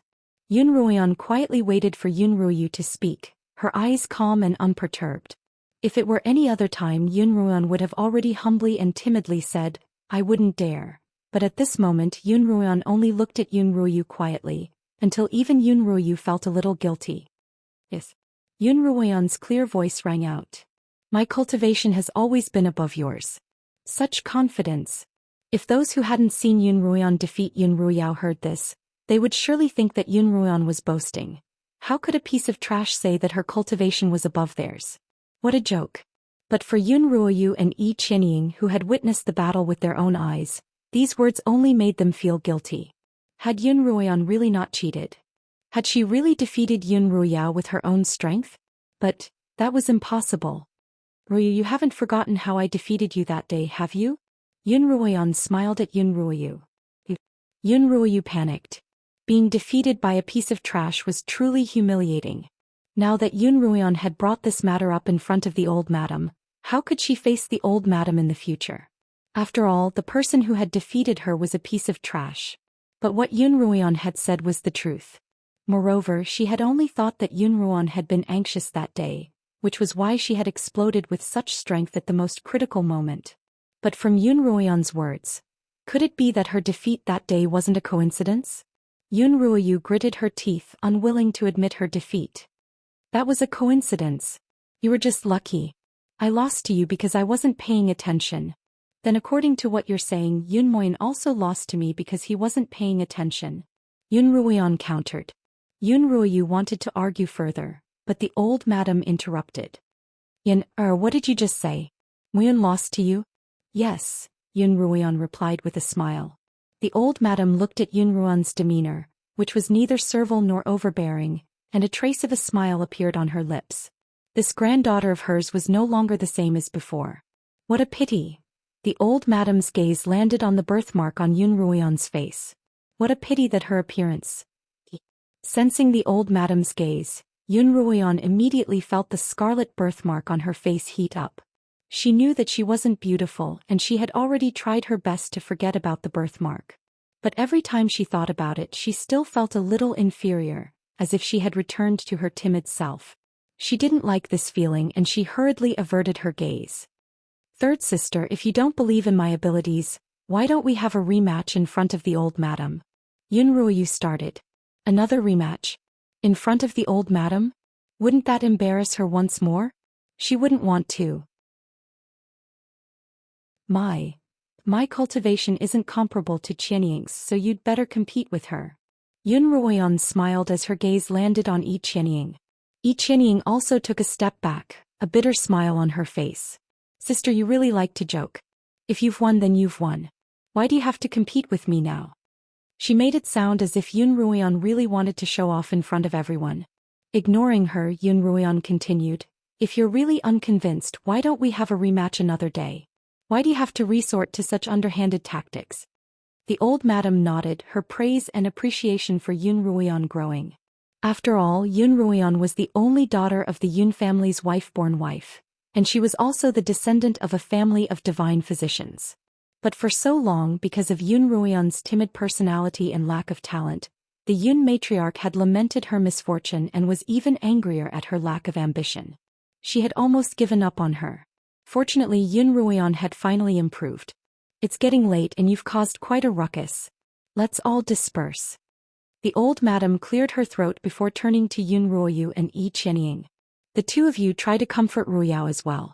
If she wants to enter Kongming Academy, she'll naturally have a chance. Yes. Chapter 13. Yun Ruoyan walked out of the Great Hall, feeling even more exhausted than before. Although the old madam hadn't listened to Yun Ruoyu and Yi Qianying, she hadn't punished them either. It was clear that the old madam still didn't fully trust her. Otherwise, she wouldn't have summoned her so late at night. Yun Ruoyan walked leisurely, sighing as she gazed at the silver moon obscured by the endless dark clouds. Even the Yun sisters were doubtful, let alone the other young misses. After all, it was much easier to acknowledge the existence of a piece of trash than a powerful opponent who had suddenly appeared. There were still 2 more matches to go and she had to adjust her mental state and rest well. Just then a clear male voice rang out from above Yun Ruoyan's head. Isn't this Yun Ruoyan, the one who defeated the talented daughter of the Yun family today? Why are you sighing instead? Yun Ruoyan looked in the direction of the voice. A black-robed man was hanging upside down from a beam, smiling at her. Who are you? How did you get in? That person looked to be about 15 or 16 years old. He landed on the ground and opened a gold fan. It doesn't matter who I am. I just wanted to see the person who made a name for himself in the academy's recruitment today. Yun Ruoyan couldn't be bothered with him. She turned and walked back. I'm not in the mood to entertain you, young master. If you don't leave, I'll call for help. The man hurriedly chased after her. It's useless even if you call for help. They won't be able to catch me. Yun Ruoyan glanced at him and smiled. Young master, are you confident in your martial arts? Don't be so serious, the man smiled and put away his fan. Why don't you tell me how you suddenly gained such a high level of cultivation? Did you cultivate some kind of peerless technique? Yun Ruoyan was truly exhausted, and all she wanted to do was return to her rooms to rest. It's late, young master. If you still don't return, I'll have to do it myself. Yun Ruoyan's words made the man anxious. Don't. I don't have any ill intentions. I just want to be friends with you. You must be in a good mood to be friends with me, young master. Yun Ruoyan didn't bother with pleasantries. The man was too embarrassed to follow her. He could only stand there and watch as Yun Ruoyan walked away. He scratched his head with his folding fan. Sigh, I seem to have messed things up again. Third prince, are we going back now? In the darkness, a figure suddenly appeared beside the man. Let's go, let's go. There's no point. Li Qianhan scratched his head. I don't know why uncle cares so much about him. After a night's rest, Yun Ruoyan felt much better than before. As she ate the white fungus soup that Peony had personally prepared, she looked at her upcoming match schedule. It would have been fine if he didn't look, but when he did, he almost spat out the delicious tremella soup. Li Wanqi. This name had been a shadow in Yun Ruoyan's childhood. When she was 10, this person had stayed with the Yun family for a month and was about the same age as Yun Ruoyao. Ever since she had arrived, Yun Ruoyan had been mocked by her for being ugly every single day. Ever since that short stay, Li Wanqi had been on good terms with Yun Ruoyao. Li Wanqi must have known that she had eliminated Yun Ruoyao yesterday. Who knew how this person was going to insult him on the martial arts stage? Yun Ruoyan stroked the birthmark on her cheek. No matter what, she was definitely going to enter Kongming Academy. If she couldn't win against Li Wanqi in an argument, then she would defeat her on the arena. Soon it was time for the second match. Yun Ruoyan had changed into an elegant moon-white dress, and she walked onto the arena like a fairy. Opposite her, Li Wanqi was clearly taken aback. During the first match, she had been shocked when she saw Yun Ruoyan dressed in red. That day, Yun Ruoyan's aura and demeanor had been completely different from the Yun Ruoyan she remembered. Li Wanqi had thought that no matter how dazzling she dressed, she wouldn't be able to match Yun Ruoyan's attire. She hadn't expected that the ugly girl she knew would one day be so pleasing to the eye. Even the red birthmark on her cheek seemed to have a special charm to it. What was going on? Li Wanqi massaged her temples, forcing herself to think rationally. This was Yun Ruoyan. Cowardly, ugly, and useless. No matter how many times she changed her clothes, it wouldn't change her true nature. Li Wanqi was the first to unsheath her sword. Each strike was lethal, but Yun Ruoyan easily dodged it. Tsuke, an ugly sparrow wants to become a phoenix?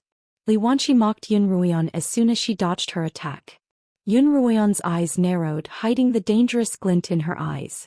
Li Wanqi wanted to speak again, but she suddenly felt a sharp pain in her wrist, and her sword slipped out of her hand. Then she felt a vicious kick to her knee, causing her to lose her balance and kneel on the arena. A phoenix will always be a phoenix, and there's no need for it to change. Yun Ruoyan's sword rested on Li Wanqi's neck. A lowly status will never change, just as a concubine-born daughter will always be a concubine-born daughter. These words were meant not only for Yun Ruoyao but also for Li Wanqi. After all, it was precisely because Li Wanqi's mother had been ostracized by the matriarch of the Li family that Master Li had no choice but to allow Li Wanqi to stay at the Yun Manor. After Envoy Ding announced the results of the match, Yun Ruoyan left, leaving Li Wanqi to grit her teeth on the arena. In the third match, Yun Ruoyan was up against Yi Qianying. Yun Ruoyan glanced at the matchups, her eyes calm. Peony thought that Yun Ruoyan didn't think much of it. After all, Yun Ruoyao, Yun Muin, Li Wanqi, and Yun Ruoyu had all been defeated by Yun Ruoyan, let alone Yi Qianying. In reality, however, Yun Ruoyan was the only one who knew how excited she was. This arrangement was really wonderful. She was just worrying about where to start her revenge, and the heavens gave her such an opportunity. Entering Kongming Academy was like a springboard into the turbulent times of the Qinyuan continent. Those who succeeded would have a smooth sailing life, while those who failed would be as lowly as grass, just like Yun Ruoyan in her past life. Since the heavens had given her this opportunity, she would personally sever Yi Qianying's future. On the day of the match, everything went as smoothly as Yun Ruoyan had expected. Yi Qianying stared at the sharp blade that was only a few millimeters away from her, her eyes filled with panic. She calmed herself down and forced a smile. "Sister, you've won." Yun Ruoyan's face was expressionless, but her eyes shone with indistinct anger. Only the heavens knew how much self-control she had to keep herself from killing her. "Sister? What's the matter?" Yi Qianying's face was full of worry. If not for the fact that she knew Yi Qianying's character, Yun Ruoyan would have long since been fooled by her innocent appearance. "I'm fine." With a twist of her wrist, Yun Ruoyan sheathed her sword. She closed her eyes, and when she opened them again, her anger was gone, replaced by a calm expression. Chapter 14. After the 3 rounds, the chosen candidates would enter the imperial territory, and only those who successfully emerged from the territory would have the right to enter Kongming Academy. Once Lin Qingchen had defeated her opponent, the selection for Kongming Academy would finally come to an end. Yun Ruoyan, who had been waiting by the side, walked up and returned to the Lin manor with her two cousins. Lin Zainan was still in his pill-making chambers, trying to figure out a way to decipher Yun Ruoyan's poison. Only when his two granddaughters ran in to call him did he slowly walk out of his chambers. Yun Ruoyan walked up to him and helped him up. "Grandfather, you've been worrying too much about me. No matter what, you're still a child of the Lin family and I'm taking care of you on your mother's behalf." Lin Zainan laughed. "In that case, would you like to have a meal with me today?" Yun Ruoyan smiled. "A meal?" Lin Zainan glanced at Yun Ruoyan with interest. "I'm afraid it's not that simple, is it?" Yun Ruoyan stuck out her tongue. "I really can't hide it from you, grandfather. There's something I'd like to tell my sisters about." "Oh. What's the matter, sister? Can't you tell me on the way back?" It was Lin Qingshue's voice. Yun Ruoyan poked Lin Qingshue's nose. "That's a secret, so of course I can't tell you." Compared to the Yun household, the Lin household was much more deserted. Although it was famous, it couldn't withstand the desolation of its descendants. Once night fell, Yun Ruoyan could only hear the sounds of a few servants cleaning the courtyard, but she liked the quiet atmosphere. Compared to the Yun household, which was filled with incessant scheming, this place was far more comfortable. Although the Lin household was small, the food was prepared to the fullest. Before long, Yun Ruoyan's table was filled with dishes. After the four of them finished eating, they returned to the pavilion to discuss the day's official business. "Soon we'll be entering the imperial territory, and I have a few things I'd like to tell my sisters." Yun Ruoyan took a sip of her tea. "Things to watch out for?" Lin Qingxue rested her chin on her hands, a puzzled expression on her face. "Sister, you've been to the imperial territory before? How do you know what to watch out for?" Lin Zainan and Lin Qingchen also looked at Yun Ruoyan, clearly having the same question as Lin Qingxue. The imperial territory was heavily guarded, and under normal circumstances, not even the scions of the great clans were allowed to approach. It could be said that it was the most mysterious place on the Qinyuan continent. They were truly curious as to how Yun Ruoyan had known what they needed to pay attention to. Yun Ruoyan rubbed Lin Qingshue's head and explained, "A few days ago I happened to save a woman. Her son happened to be one of the guards of the imperial territory and he told me a few things about it." "Is this information reliable? Could it be a trap?" Lin Zainan asked. "I've already investigated the woman and her son, and there's nothing wrong with them. Grandfather, don't worry, the news is reliable." Lin Zainan thought for a moment then nodded. Seeing that Lin Zainan had let down his guard, Yun Ruoyan quickly took another sip of tea. Actually, Yun Ruoyan was just making things up when she called him a housewife and a guard's son. The only reason she knew what to look out for in the imperial territory was because she had been there before. In her past life, she hadn't had the chance to enter Kongming Academy, but because Pei Zio's father had been in charge of arranging the territory, Pei Zio had once brought Yun Ruoyan in and explained to her the various traps and mechanisms, as well as what she couldn't touch or take. That was why Yun Ruoyan knew so much about the imperial territory. Although she couldn't guarantee that she'd memorized everything Pei Zio had told her at the time, every little bit she knew was good enough. She was more than happy to share what she knew with her two sisters, and she didn't want them to be hurt in the slightest.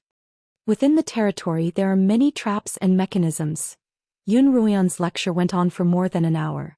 Given that her two sisters were so eager to learn and ask questions, by the time Yun Ruoyan was ready to leave, it was already the middle of the night.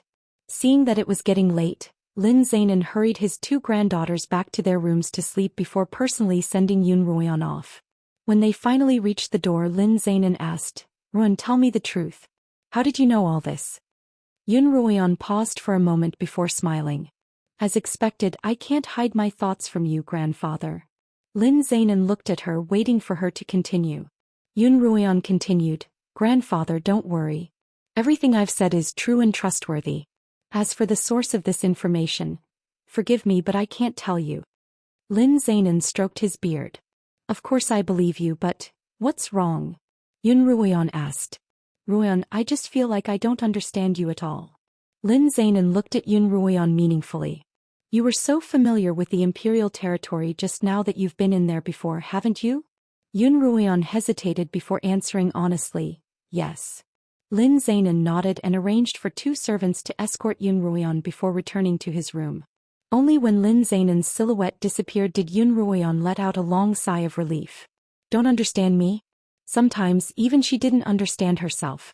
She wasn't vicious, but she wasn't merciful either. She knew that the road ahead of her would be fraught with difficulties, and that the easiest way was to cure her poison and leave the Yun family as soon as possible. However, she was determined to face it head-on, determined to compete with Yi Qianying and Yun Ruoyao. Miss Yun.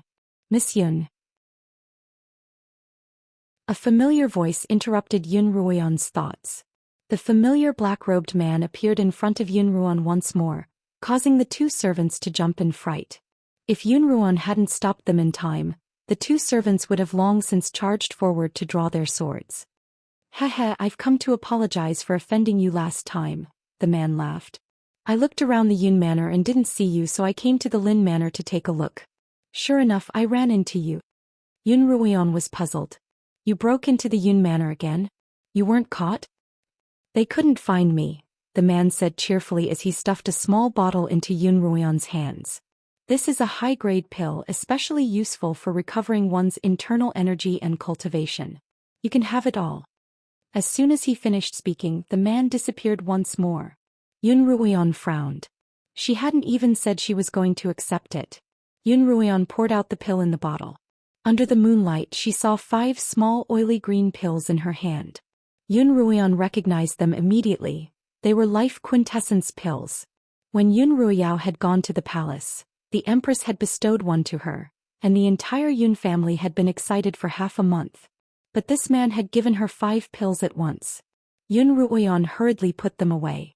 She had only met that man by chance, and he couldn't possibly accept such an expensive gift.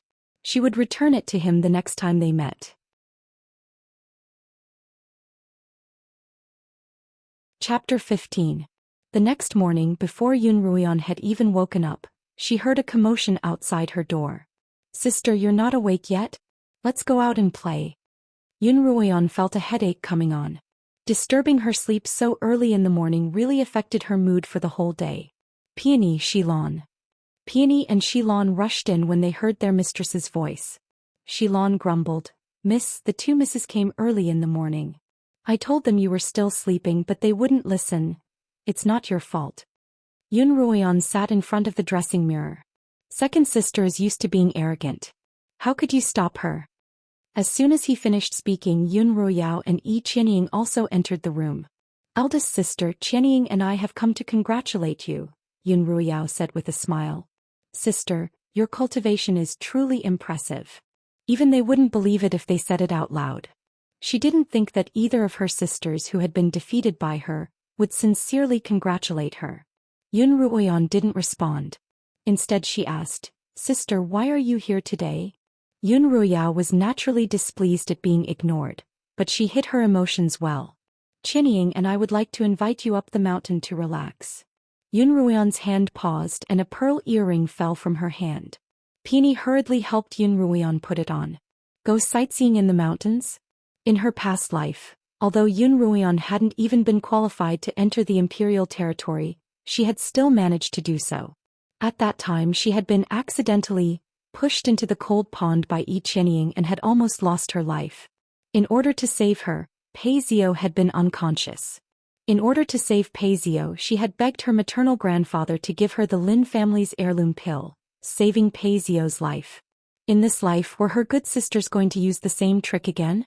Seeing that Yun Ruoyao didn't respond for a long time, Yun Ruoyao thought that she was hesitating, so she added, The young master of the Pei family will be going as well. Yun Ruoyan sneered. In the past she really didn't know how to hide her emotions. Even the people she liked were so obvious. Usually, as long as someone mentioned Pei Zio's name, she would obediently take the bait. Now that he thought about it, he was really stupid at that time. Yun Ruoyan smiled. All right then, let's go together. Yun Ruoyao and Yi Qianying looked at each other and laughed even harder. When the 3 of them reached the top of the mountain, Pei Zio was already waiting there. He took the initiative to run up to Yun Ruoyan. Ruoyan, long time no see. How have you been? Not bad, thank you, Yun Ruoyan replied politely. This attitude clearly made Paisio a little uncomfortable. After all, Yun Ruoyan used to stick to him the most in the past. Ruoyan, are you not feeling well today? No, perhaps I walked too much. Yun Ruoyan didn't even look at him. She was worried that if she saw that familiar face again, she would not be able to resist committing a murder. Then let's take a break in the front. By this time Yun Ruoyao and Yi Qianying had already run ahead of them. After saying something to each other, they turned around and waved at the two of them. Come quickly. Look, the water here is so clear. Not far from them, Yun Ruoyan felt a chill in her heart as she looked at their gentle smiles. These two people were also her younger sisters, but they wished for her to die. Yet they were laughing and asking about her well-being while stabbing her in the back. Ruoyan, let's go together. Paisio grabbed Yun Ruoyan's hand and jogged over. Yun Ruoyan, on the other hand, was stunned. Then without a trace she pulled her hand back. In her past life she had been pushed into the lake by Yi Qianying, and Paisio had jumped in to save her. But after the two of them had been rescued she had quickly recovered, while Paisio had remained unconscious. In order to save Paisio she had not hesitated to quarrel with her grandfather. She was curious. What if she hadn't tried to save him or beg for his help? What would have happened to Paisio then? Yun Ruoyan pinched her silver bracelet. Step by step she walked to the edge of the lake, deliberately giving Yun Ruoyao and Yi Qianying a chance to strike. As expected, a force pushed against Yun Ruoyan's waist. At the same time she heard a voice say, "Ruoyan, be careful." Then there was a splash, the sound of Paisio falling into the lake. Yun Ruoyan had originally planned to enter the pocket dimension of the bracelet as soon as she entered the lake, but this time she discovered a strange light at the bottom of the lake. In her past life she had been pushed into the lake and choked on a few mouthfuls of water. She had been so focused on getting out of the lake that she hadn't noticed anything strange about the lake. Yun Ruoyan wasn't in a hurry to get out. She didn't want to ruin her sister's dreams so soon. Relying on her swimming skills, Yun Ruoyan swam toward the source of the light. When Yun Ruoyan reached it she discovered that it was a box. From its appearance, it looked as if it had been there for many days, for its surface was covered with a thin layer of seaweed. That was where the strange weak light had come from. Yun Ruoyan stretched out her hand wanting to fish the box out of the water. Suddenly a large black fish rushed out from the side, glaring at Yun Ruoyan. That thing didn't look like a fish either. It had no scales on its body but a horn grew from its forehead. In comparison it looked more like a mythical beast. Startled, Yun Ruoyan hurriedly covered her mouth. The strange fish circled around the box a few times, its gaze lingering on Yun Ruoyan's bracelet. After circling a few more times, it swam back to the box and used the horn on its head to knock against the box a few times. With great difficulty it finally managed to open the box. There was a divine weapon lying inside. Yun Ruoyan was astonished. She had seen this weapon in the armory left behind by the Yun family. This was the legendary Feilai blade, and it had always been guarded by the mythical beast Zhou Xian. Who would have thought that a mystical weapon would be sleeping at the bottom of the lake? Zhou Xian circled around Yun Ruoyan a few more times before leaving. Yun Ruoyan's breath-holding technique couldn't be used for too long and it was about time. Seeing that Zhou Xian had left, she retrieved the Feilai blade and prepared to get out of the lake. On the other side, Paisio was still struggling in the water. Yun Ruoyao and Yi Qianying were clearly panicking, and they hurriedly called for help. Yun Ruoyan temporarily stored the Feilai blade in the pocket dimension of the silver bracelet, then hurriedly swam in Paisio's direction. Ahem. Ruoyan. Paisio choked on a few mouthfuls of water and he couldn't even open his eyes. To be honest, seeing Paisio in this state, Yun Ruoyan was extremely touched for a moment. But it was only for a moment. Compared to the pain that Paisio had inflicted on her, and the hatred that he had personally poisoned her to death, that little bit of emotion wasn't even worth mentioning. Yun Ruoyan stepped forward, grabbed Paisio's waist and slowly dragged him to the shore. Ruoyan, are you all right? After saying this, Paisio fainted. By this time the lake was already filled with people. Yun Ruoyao and Yi Qianying stared dumbfounded at Yun Ruoyan's unharmed return to the shore. Now that there were so many people around, it was even more difficult for them to make a move. Moreover, Paisio had fainted. They didn't know how to explain this to their superiors when they returned.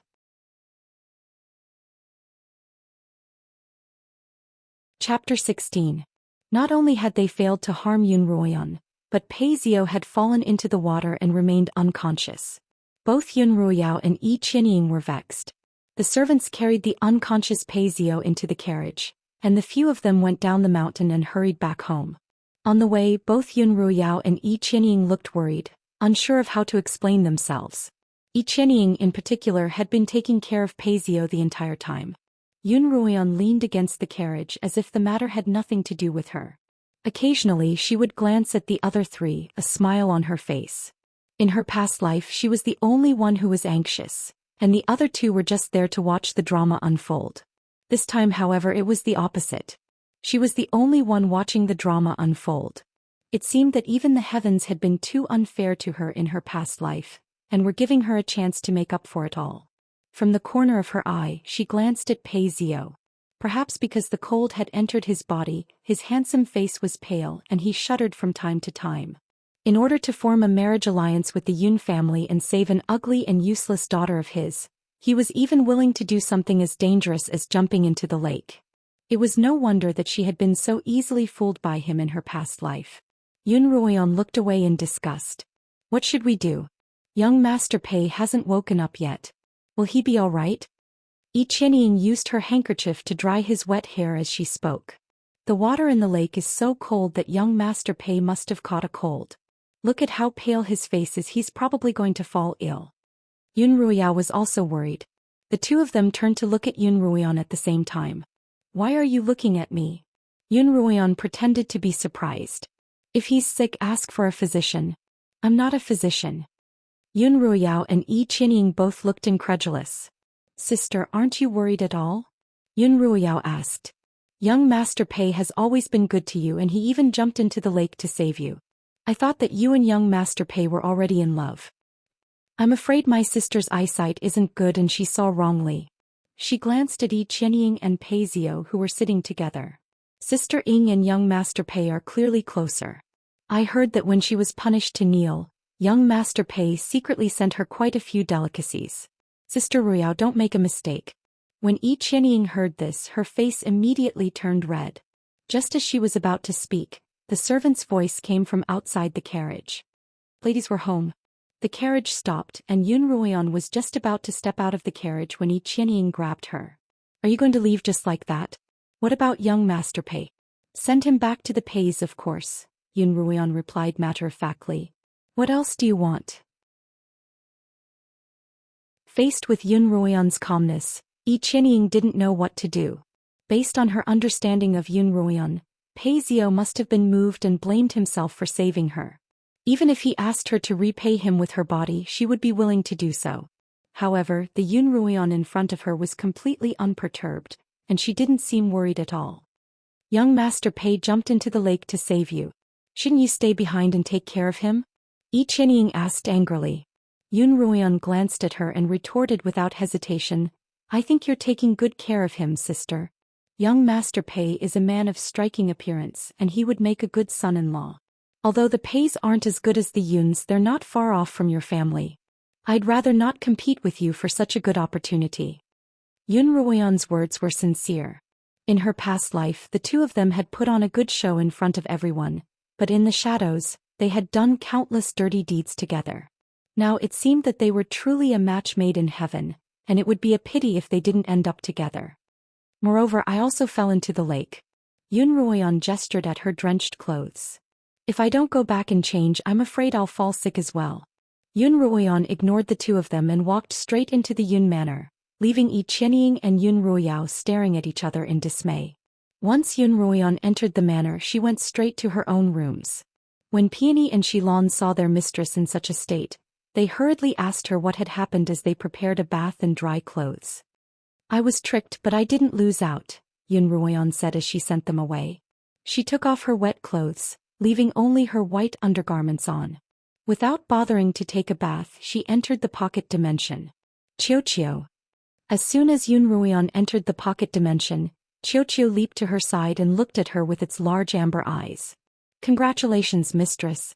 You've obtained a great treasure today. Qiu exclaimed happily.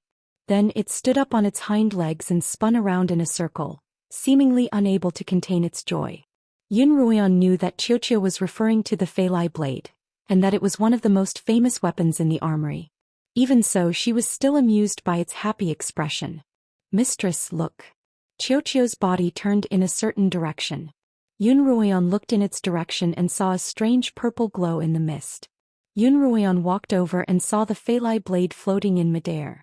The Feilai blade's outer appearance was similar to that of a crescent moon. Its blade was black and its edge glowed with a faint purple light. A faint cold aura emanated from the light. "Mistress, as far as I know, the Feilai blade can change its size, is incredibly sharp and can kill without leaving a trace. But what's with the cold aura emanating from it?"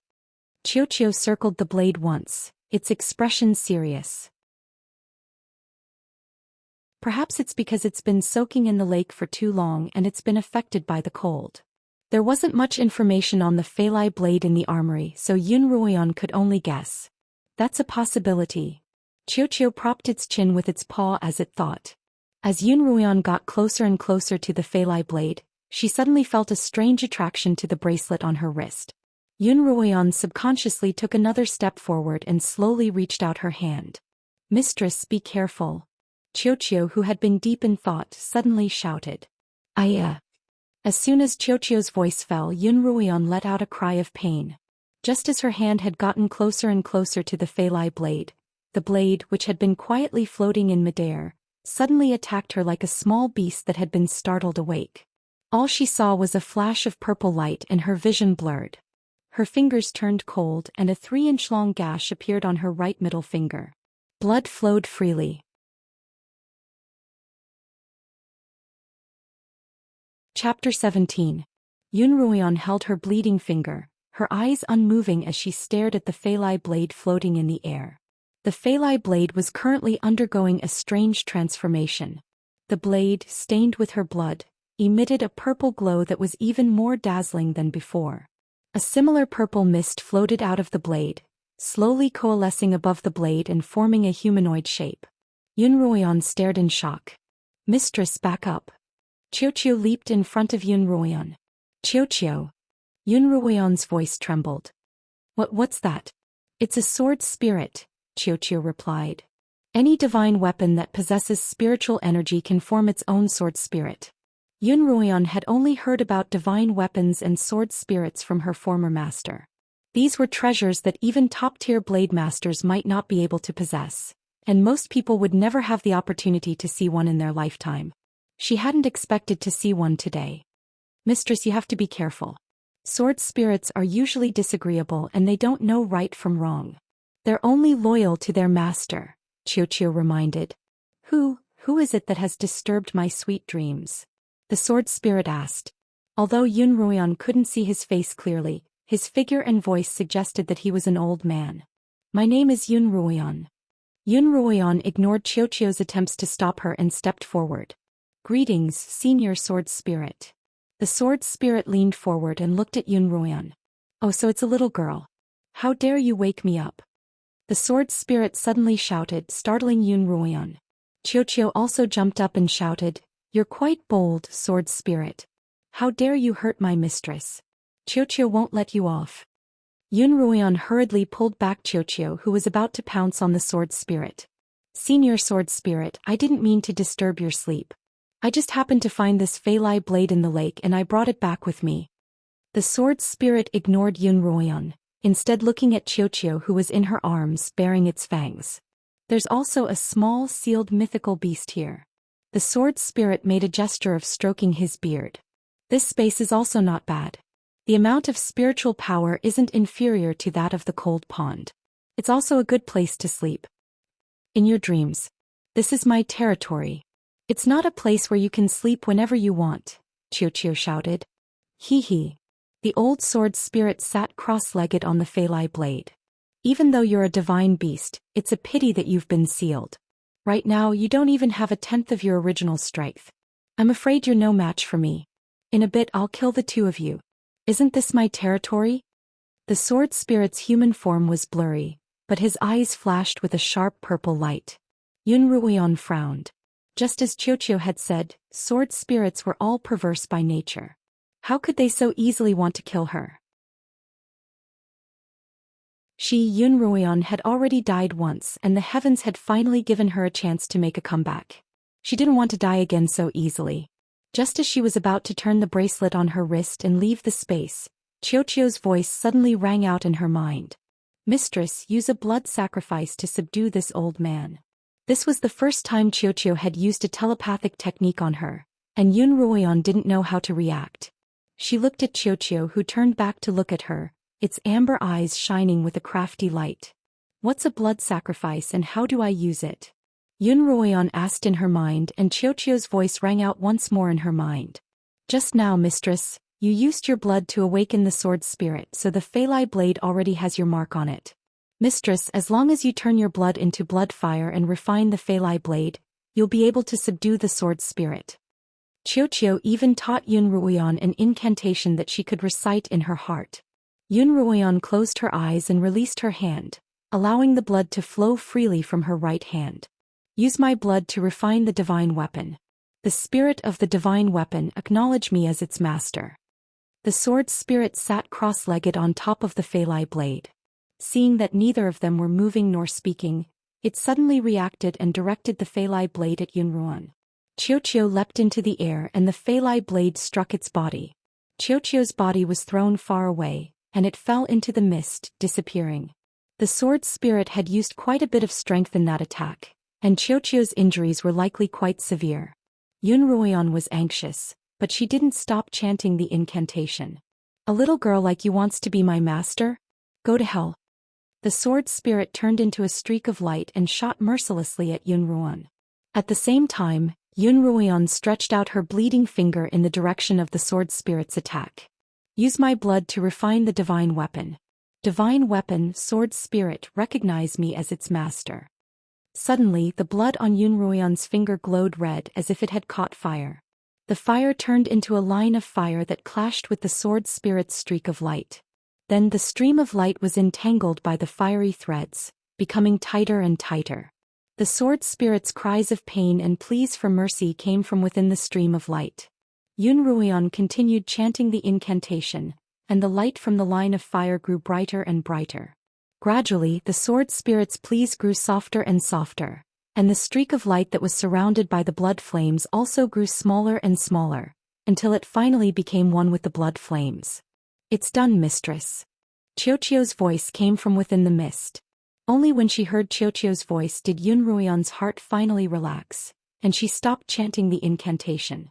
As if summoned, the blood fire returned to her fingertips. It's done, mistress. Qiuqiu ran to Yun Ruoyan's side and ran around her happily. The Feilai blade has been refined into your middle finger, and from now on, the sword spirit will have to call you mistress just like me. In the future, if anyone dares to bully you, mistress, you just have to point a finger at them and the Feilai blade will fly out and teach them a lesson. Yun Ruoyan exited the pocket dimension. Because she had obtained a treasure, she was in a good mood. She was just about to take off her clothes and take a hot bath when Yi Qianying suddenly barged into the yard. Miss, my mistress is currently bathing and she can't see you. Peony tried her best to stop her, but Yi Qianying was a cultivator and Peony was pushed to the ground. Peony, don't stop her. Let her in. Yun Ruoyan found a robe to drape over herself, then sat down at the table and sipped on the hot tea that Shilon had prepared. When Yi Qianying pushed open the door, she saw Yun Ruoyan's relaxed expression. Sister, aren't you worried about young Master Pei at all? Yi Qianying suppressed the anger in her heart and put on a pitiful expression. Young Master Pei still hasn't woken up and you're here sipping tea. Chapter 18. In response to Yi Qianying's question, Yun Ruoyan replied coolly, Didn't I say that I'm not a physician? Send him back to the Peis and they'll find a physician to treat young Master Pei. Ever since Yi Qianying had entered the house, Yun Ruoyan hadn't looked at her at all. Yi Qianying frowned. She was finding it harder and harder to understand her sister. When she was young, she had often returned to the Yun household with her mother. She had grown up with Yun Ruoyan and she thought she knew her very well. In her mind, Yun Ruoyan had been a genius at cultivation, and apart from cultivating, she had never taken the initiative to get close to anyone else. Everyone thought that she was proud and aloof, but Yi Qianying knew that it was only because of the birthmark on her face that she felt inferior. As a result, when she deliberately tried to get close to Yun Ruoyan, she easily gained her trust. After interacting with her for a while, she discovered that not only did Yun Ruoyan feel inferior, but she also had a soft and unassertive personality. When they played together, Yun Ruoyan would listen to everything the others said, never having any opinions of her own. She really didn't have the air of an elite or the air of a wife-born daughter. From then on, Yi Qianying looked down on Yun Ruoyan. When Yun Ruoyan became a cripple and an ugly girl, Yi Qianying hated her even more, feeling that she wasn't worthy of her status. Yi Qianying had helped Yun Ruoyao plot against Yun Ruoyan, trying to pull her down from her position as wife-born daughter. Only then would she feel better. But when did Yun Ruoyan suddenly change? She had become so unfathomable. Yi Qianying had plotted against her time and time again, but not only had Yi Qianying seen through them, she had even turned the tables on her. Yun Ruoyan felt Yi Qianying's gaze on her. She put down the teacup in her hand and turned back. "Sister, why are you looking at me like that? Brother Muyan warned you that if you look at my birthmark too much, you'll get a pinprick." Yi Qianying's train of thought was interrupted by Yi Qianying's taunting words. "Big sister really knows how to joke. Little sister is too worried for big sister. When we sent young Master Pei back, under Master Pei's questioning, we had no choice but to tell him that he had jumped into the lake to save his sister." Yi Qianying feigned helplessness. "Master Pei is very angry, saying that you don't understand etiquette. He wants you to go to the Pei Manor and take care of young Master Pei." Yun Ruoyan rubbed her forehead. "You're the ones who didn't make it in time to tell Pei Yingxiong, aren't you?" She didn't have a good impression of this father-in-law from her previous life. In her past life, after she had married into the Peis, they had exchanged no more than 3 sentences, and he had only treated her as a decoration. Now that he thought about it, the Pei family's patriarch Pei Yingxiong seemed like a brute, but he was actually extremely shrewd. It was very likely that he was the culprit behind the Yun and Lin family's scheme. "Sister, come back to the Pei residence with me now. Otherwise, if old Master Pei comes looking for us, it would be bad if he alarmed uncle." Seeing that Yun Ruoyan wouldn't budge, Yi Qianying brought up Yun Ruoyan's father to pressure her. Yun Ruoyan sighed as she recalled how in her past life, she had eagerly followed Pei Zio to the Pei household and taken care of him. In the end, she had even forced her grandfather to take out his family heirloom pill, saving him but harming both families. In this life, no matter what, she wouldn't repeat that mistake. Without the Lin family's pill, she wanted to see if Pei Zio would be able to survive. If he died just like that, it would be a clean death. "Sister, please pass on a message to old Master Pei that I've also fallen into the lake. Although my condition isn't as serious as young Master Pei's, I'm still bedridden and can't leave the house." Yun Ruoyan stood up. "When I'm a little better, I'll pay him a visit to thank him. I'm tired and I'm going to rest." Yun Ruoyan walked straight into her room. Yi Qianying sighed behind her, but when she didn't get a response, she flung her sleeves and left. Yun Ruoyan had Peony change the tub of hot water and she took a good bath. She had lost quite a bit of blood from the blood refining technique, and her body was indeed a little weak. After her bath, Yun Ruoyan went to sleep. As she slept, she heard Shilan's panicked voice. "Miss, it's bad. Miss, wake up." Yun Ruoyan opened her eyes and sat up on her elbows, only to see Shilan's anxious expression. "What's the matter?" "It's old Master Pei," Shilan stammered. Shilan stammered. Peony was trying to stop her, but she couldn't. Let me wake her up." Outside there was a commotion. "Let Yun Ruoyan out." A man's voice rushed into the courtyard, followed by Peony's voice. "Old Master Pei, Miss Ruoyan is resting. This is a lady's room and it's not convenient for you to enter." "She's still resting." Pei Yingxiong roared. "My son's about to die and she's still sleeping. Master Pei, you can't." Peony was still trying to stop him. "Old Master Pei, please wait a moment." A clear female voice came from within the room. "Wait until Ruoyan has tidied up her appearance." After Shilan helped Yun Ruoyan with her makeup, she opened the door and welcomed Pei Yingxiong into the room. She was very courteous. When Pei Yingxiong saw Yun Ruoyan standing gracefully in the hall and bowing at him, he didn't dare to be rude. "Old Master Pei, please sit." Yun Ruoyan gestured for him to sit. "No need. My son's in a critical situation and I don't have time for pleasantries. I'm a boorish man, so I won't beat around the bush." Old Master Pei suppressed the anger in his heart, his tone still unfriendly. The physician said that Zhou fell into the lake and the cold has entered his body, harming his spiritual essence.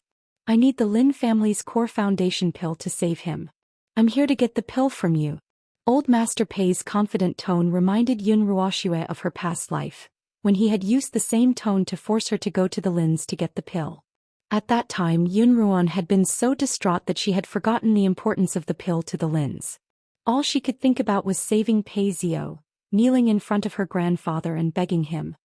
Old Master Pei, do you know that the core foundation pill doesn't belong to me? Yun Ruoan asked calmly. Of course I do. It's an heirloom of the Lins, which is why I'm here to get it from you, Old Master Pei replied matter-of-factly. Old Master Pei's tone remained matter-of-fact. Miss Yun, please act quickly. My Zhou cannot afford to wait. Yun Ruoan laughed coldly in her heart and her tone turned cold as well. Why should I? She asked. Why? Pei Xiong glared at her. Zhou jumped into the lake because of you. As the sole wife-born daughter of the Yun family, are you so ungrateful that you'll ruin the Yun family's reputation? Old Master Pei, you must be mistaken. Yun Ruoan didn't back down. First of all, Pei Zhou jumped into the lake himself and I was the one who saved him, not the other way around. If we're talking about gratitude, he should be the one doing it for me, not the other way around.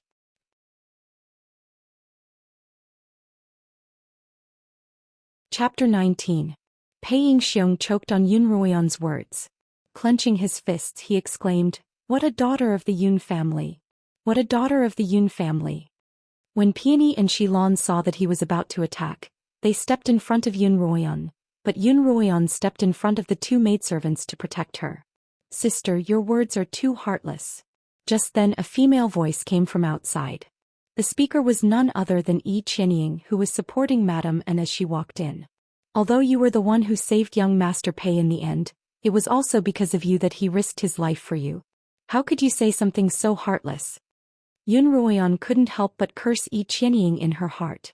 Yun Ruoan hadn't been frightened by Yi Qianying's appearance in the morning, but now that Pei Xiong had entered her courtyard, Yi Qianying had brought Madame An over.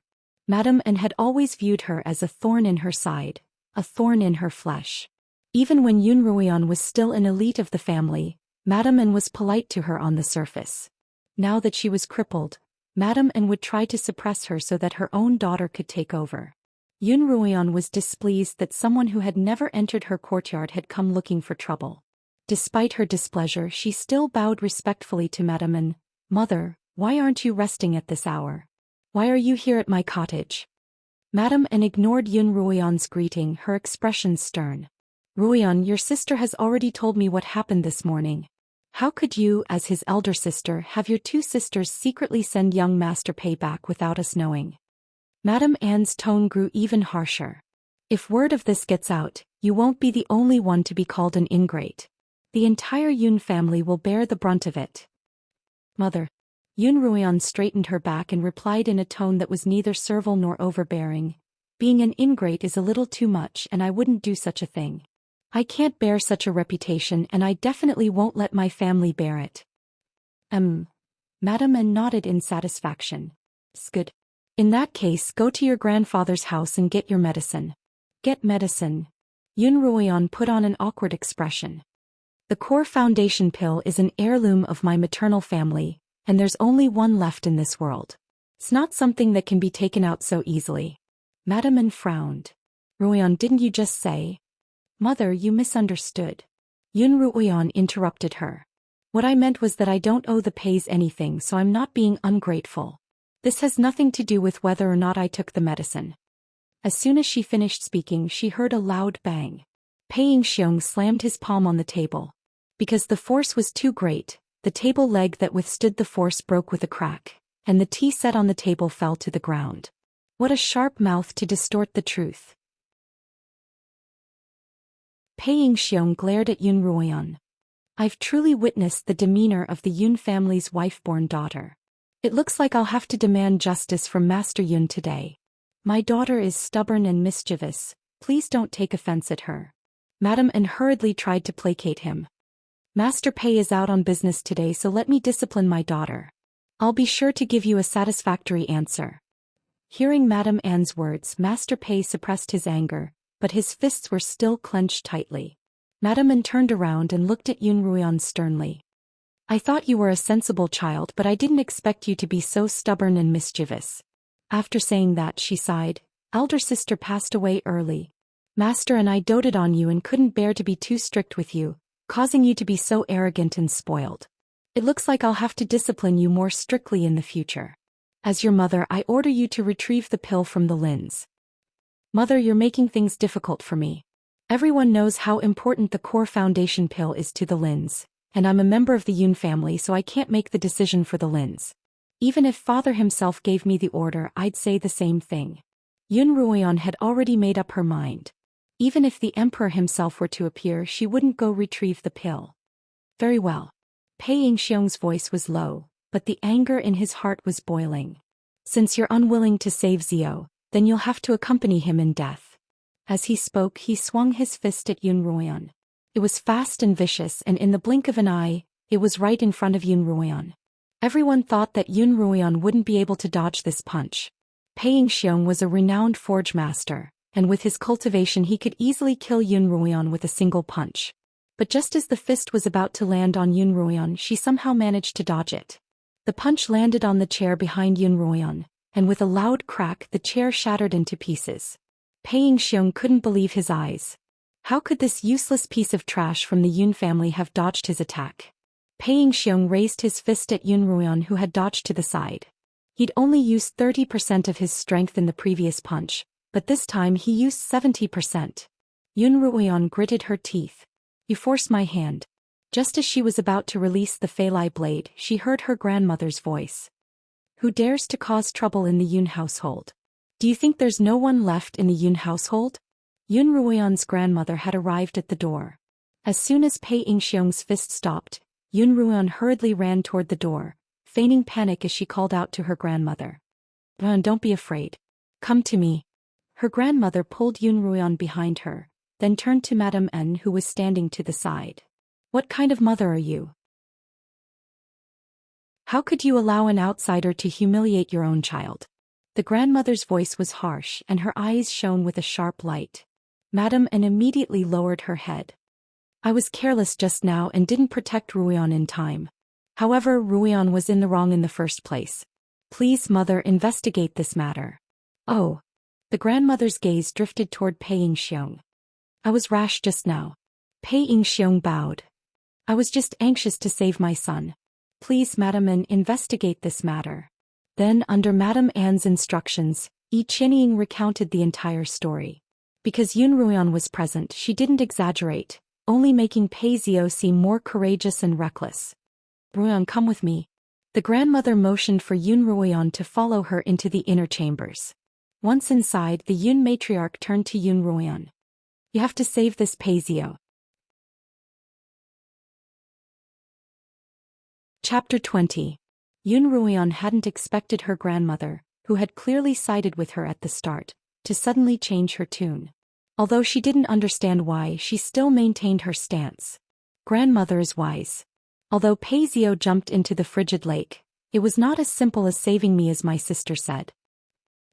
The Yun matriarch smiled approvingly at Yun Ruoyan's words. Tell me, what do you mean by, not simple?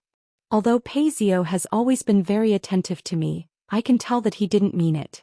Although he tried his best to hide it, I could still detect the disgust he revealed when he looked at me. Yun Ruoyan subconsciously touched the birthmark on her face. When Pei Zhou looked at her birthmark, she could clearly see the disgust in his eyes. Even she was surprised that she hadn't noticed such an obvious disgust in her past life. At the time, she had been so self-abased that if a man treated her well, she would entrust herself to him without a care in the world. What a pitiful fool. Her grandmother sighed and held her hand, her gaze both approving and loving. You're truly a smart child. I'm relieved. She patted Yun Ruoyan's hand and continued. If the Peis want to form a relationship with us, then Pei Yingxiong will have to rely on his son. I'm sure that Pei Zhou listened to his father's arrangements and purposefully befriended you. Yun Ruoyan looked at her grandmother's wizened face as though nothing could escape her eyes. In her past life, when she had insisted on marrying Pei Zhou, her grandmother hadn't agreed either. But at the time she had been blinded by her own greed and couldn't see this. It's just that Pei Yingxiong himself didn't expect such an accident to occur. Pei Xiao is the only son of the Pei family, and if he really dies the two families will be at odds. Her grandmother looked at Yun Ruoyan. The Li kingdom is expanding its influence, and it's better for the Yuns to have a friend than an enemy.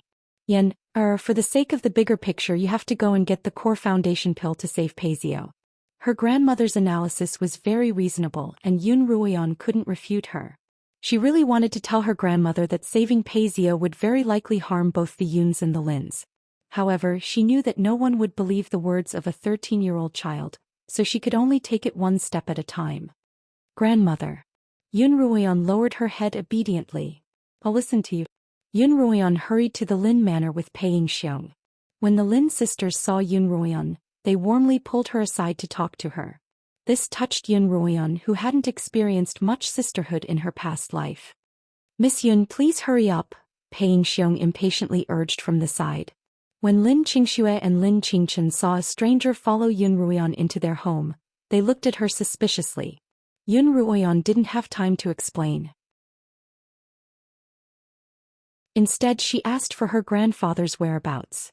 Lin Qingxue told her that her grandfather had been in the pill-making chambers these past few days. She knew that her grandfather must have been refining an antidote for her, and her heart was moved. Pei Yingxiong wanted to follow her, but the Lin siblings stopped him in the main hall. Grandfather, Yun Ruoyan called out softly as she walked into the outer room of the pill-making chambers. Pill-making was an extremely taxing task, and Yun Ruoxia was most afraid of interruptions. After calling out to her grandfather, she waited quietly outside. Yan, you're here. Lin Zainan's voice came from within. Come in. Only then did Yun Ruoyan enter the pill-making chambers. Lin Zainan was sitting cross-legged in front of a cauldron about half the height of a grown man, a white flame blazing within. Lin Zainan pushed out his palms, infusing spiritual energy into the cauldron as the white flame danced. There were 4 professions on the Qingyuan continent: Pill Masters, Forge Masters, Blade Masters and Summoners. Pill Masters were the rarest of the 4, and there were no more than 3 Pill Masters of Lin Zainan's caliber in the entire Li kingdom. As a result, even though the Lin family was small, they weren't afraid of outsiders, much less the Peis. If not for Yun Ruoyan, they probably wouldn't even be able to enter the Lin manor. Lin Zainan clasped his hands together and opened them toward the cauldron. A brown pill flew out of the cauldron and into his palm, and he turned to look kindly at Yun Ruoyan. Yan, is there something you need from me this time? Usually Yun Ruoyan wouldn't disturb him while he was refining pills, so Lin Zainan was able to guess that she had something to ask of him. Yan, I do have something to ask of you. Yun Ruoxia didn't beat around the bush, directly telling him what had happened. Grandfather, the core foundation pill is an heirloom of the Lin family. Yun Ruoyan was both exasperated and unwilling. Lin Zainan paused for a moment before replying, although the pill is valuable, a person is more important. Lin Zainan extended a hand toward Yun Ruoxia, and she hurriedly helped him up. The Lin family is small, and in your generation the only ones left are Qingxue, Qingchen and you. The 3 of you are the most important to the family. This is an antidote. Lin Zainan handed the pill he had just refined to Yun Ruoyan. Although it can't completely remove the poison from your body in one go, it can slow the spread of the poison. Take it quickly and then we'll go get the core foundation pill. Yun Ruoyan accepted the pill, her eyes brimming with tears. In her past life, when she had knelt and begged for her grandfather's help, she recalled the look of disappointment and sorrow on his face. Grandfather, I'll definitely protect the Lin family with my 2 sisters. Yun Ruoyan tilted her head back and swallowed the pill. She felt a cool, refreshing energy rise from her dantian, and her entire body felt comfortable. Lin Zainan opened the secret chamber where the pills were kept, took out a sandalwood box and handed it to Yun Ruoyan. When Yun Ruoyan opened the box, she saw a purplish-red pill that emitted a strong medicinal aroma. This was the core foundation pill. Refining core foundation pills requires the cultivation of a 6th-rank pill master. Ever since I reached 5th rank, I haven't been able to progress any further. I'm afraid I'll never be able to refine one in this lifetime. Lin Zainan looked at the pill with a complicated expression. This was refined by my grandfather and there's only one left in the Lin family. Flap. Yunruoyan slammed the lid back on the box, her eyes fierce. We can't let the Pays have our core foundation pill for nothing. Lin Zainan raised an eyebrow at Yunruoyan's words. Do you have any ideas? Yunruoyan nodded. I've unintentionally heard that the Pays have a high-grade pill furnace. Why don't we exchange it for paying xiong's? Lin Zainan looked at Yunruoyan in surprise. Not everyone knew that the Pays had a high-grade pill furnace. It turned out that a few hundred years ago, the Pays had produced a talented pill master. Unfortunately, it was short-lived, and after that pill master, the Pays had never produced another talented pill master. Although the pill furnace left behind by that pill master was a treasure, it was little more than a decoration in the Pays household, and it was slowly forgotten. In her past life, in order to win over a pill master from another kingdom, Pei Yingxiong had given the furnace as a gift, and Yunruoyan had been present at the time. Lin Zainan didn't know that Yunruoyan had been reborn. All he knew was that his grandson had always been hiding his abilities, but his ears and eyes were actually quite sharp. He must have unintentionally heard someone mention it and remembered it. The Lin family wasn't like the Yun family. Yunruoyan didn't have a mother to look after her, and not only had she been disfigured by poison, her talent for cultivation had been restricted. If she hadn't known how to hide her abilities, she probably wouldn't have lived to this day. He was growing more and more fond of this granddaughter of his. All right, we'll do as you say. Lin Zainan smiled.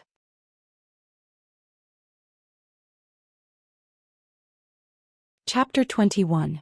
Lin Zainan walked into the great hall with the box of pills, and Yunruoyan followed respectfully behind him, an aggrieved expression on her face. Lin Qingxue and Lin Qingchen were just about to go over and joke around with Yunruoyan when they saw her expression, as if she had just been scolded. When they looked at their grandfather's displeased expression, they stood quietly to the side. Elder Lin. Pei Yingxiong hurriedly walked up and bowed. My apologies for interrupting your pill-making. Lin Zainan raised a hand to stop him from bowing. Since you've already disturbed me, there's no need for such formalities. Pei Yingxiong looked embarrassed, but he continued.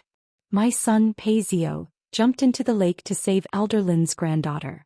Now that he's in grave danger, please bestow a core foundation pill upon him.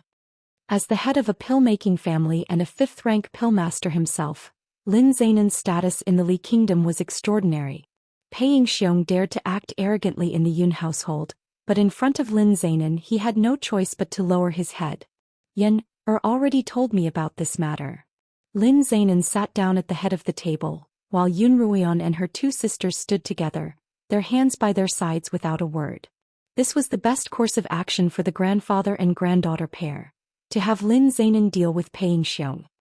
Said that although she was the one who saved young Master Pei, he did jump into the lake to save her. Even if he didn't do anything meritorious, he'd at least put in some effort. Lin Zainan stroked his beard, a half-smile on his face. Pei Yingxiong choked once more, but he didn't dare get angry at Lin Zainan. He could only nod. Yes, my son didn't know how to swim and he was a little rash, but he had good intentions. Saving a life is a good thing, but he has to act within his means. If he were to lose his life, it wouldn't be worth it. Pei Yingxiong could clearly hear the hidden meaning in Lin Zainan's words, and he immediately blushed. Now that my son has been saved, I'll definitely teach him to act within his means. That's good. Lin Zainan nodded. Pei Yingxiong looked hopefully at the pill box in Lin Zainan's hands. I'm sure this is the core foundation pill, Elder Lin. I'd like to thank you for saving my life. As he spoke, he bowed again. Yunruoyan, who was watching from the sidelines, couldn't help but admire Pei Yingxiong. Back at the Yun Manor, he treated her like a lord. But in front of his grandfather he immediately became a grandson. This change was too fast. Wait. Lin Zainan interrupted him once more, raising the core foundation pill in front of him with a hint of reluctance in his tone. This is the last foundation pill of my Lin family. It is the blood, sweat and tears of my ancestors. Pei Yingxiong stared unblinkingly at the foundation fortifying pill in Lin Zainan's hand, afraid that something might happen. But the more he feared, the more likely it would happen. Lin Zainan continued slowly, even if young Master Pei jumped into the lake to save Yen, I can't just hand it over for free. Otherwise my family's pills would seem worthless. The muscles on Pei Yingxiong's face twitched involuntarily. Then what other conditions does Elder Lin have? Lin Zainan stood up from his seat at the head of the table and looked at Pei Yingxiong with a look of approval. This core foundation pill is an heirloom of the Lin family, and naturally I'd like to exchange it with another heirloom. Although your family's high-grade furnace is a little lacking for Yenner's sake, I'll reluctantly exchange it with you. Pei Yingxiong's heart trembled. He felt as if he'd fallen into someone else's trap, and he couldn't help turning to look at Yun Ruoyan. But Yun Ruoyan's head was lowered as if she'd been taught a lesson. She didn't look like someone who'd dig a pit for themselves. Very few people knew of the Pei family's possession of a high-grade cauldron, let alone a young girl like Yun Ruoyan. It seemed that she'd stumbled into Lin Zainan's trap this time.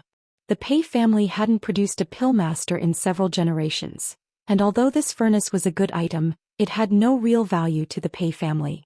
It was just that Pei Yingxiong's heart ached to part with it. I won't hide it from Elder Lin. My Pei clan has an ancestral rule. In order to commemorate our ancestors' alchemy master, we are not allowed to use the alchemy furnace unless absolutely necessary. Pei Yingxiong made up an excuse. Oh. Lin Zainan didn't waste any more time. It looks like nephew Xian isn't in a hurry to save Yun Ruoyan then. Elder Lin, please wait. Pei Yingxiong was both angry and anxious, but he still had to lower his stance. Zhou is the only heir of the Pei family and I have to save him no matter what. Now is indeed the time to do so. Pei Yingxiong seemed to have made up his mind. Alright, I'll make the exchange. Pei Yingxiong also proposed a condition. Yun Ruoyan would first bring the pill back to life and only after confirming that he was fine could she take the furnace away with her. With Lin Zainan by her side, Yun Ruoyan wasn't afraid that Pei Yingxiong would renege on his promise, and she followed him to the Pei Manor with the core foundation pill. As she entered the Pei Manor and looked at the familiar courtyard, Yun Ruoyan couldn't help but feel as if it were a lifetime ago. Yun Ruoyan had spent a full 5 years in this courtyard. In those 5 years she'd been worried about her gains and losses, and she'd greeted everyone with a smile and tried to please them. But in the end she'd still died a horrible death. Miss Pei, Zio's still waiting. Pei Yingxiong, who was walking in front, turned around and urged her. Yun Ruoyan took a deep breath, suppressing her grief and anger as she quickened her pace to catch up. As soon as she entered Pei Zio's courtyard, a woman's wailing could be heard. Zio, my son, you can't abandon your mother. Pei Yingxiong stumbled and almost fell. He hurriedly ran into the house. Yun Ruoyan could tell that this was the voice of Pei Zio's mother, her mother-in-law from her past life, the Yun matriarch. The Yun matriarch was crying her heart out. Yun Ruoyan stood at the door, craning her neck to look inside. Was he dead? What are you crying for? Zio's not dead yet. Pei Yingxiong shouted, interrupting the Yun matriarch's sobs. After speaking, he quickly dragged Yun Ruoyan, who was standing outside, in. Quick, there's still hope. Pei Yingxiong pressed Yun Ruoyan to the bed, where Pei Zio was already gasping for air. If they had arrived a few minutes later, he would have been dead by now. As she cursed in her heart, she took out a core foundation pill, pried open Pei Zio's mouth and fed it to him. As soon as the pill entered his mouth, it transformed into a stream of spiritual energy that flowed into his body. Pei Zio's deathly pale face quickly regained some color. Ah, it really is a miracle pill. As the physician took his pulse, he couldn't help but praise the Lin family's miraculous pill.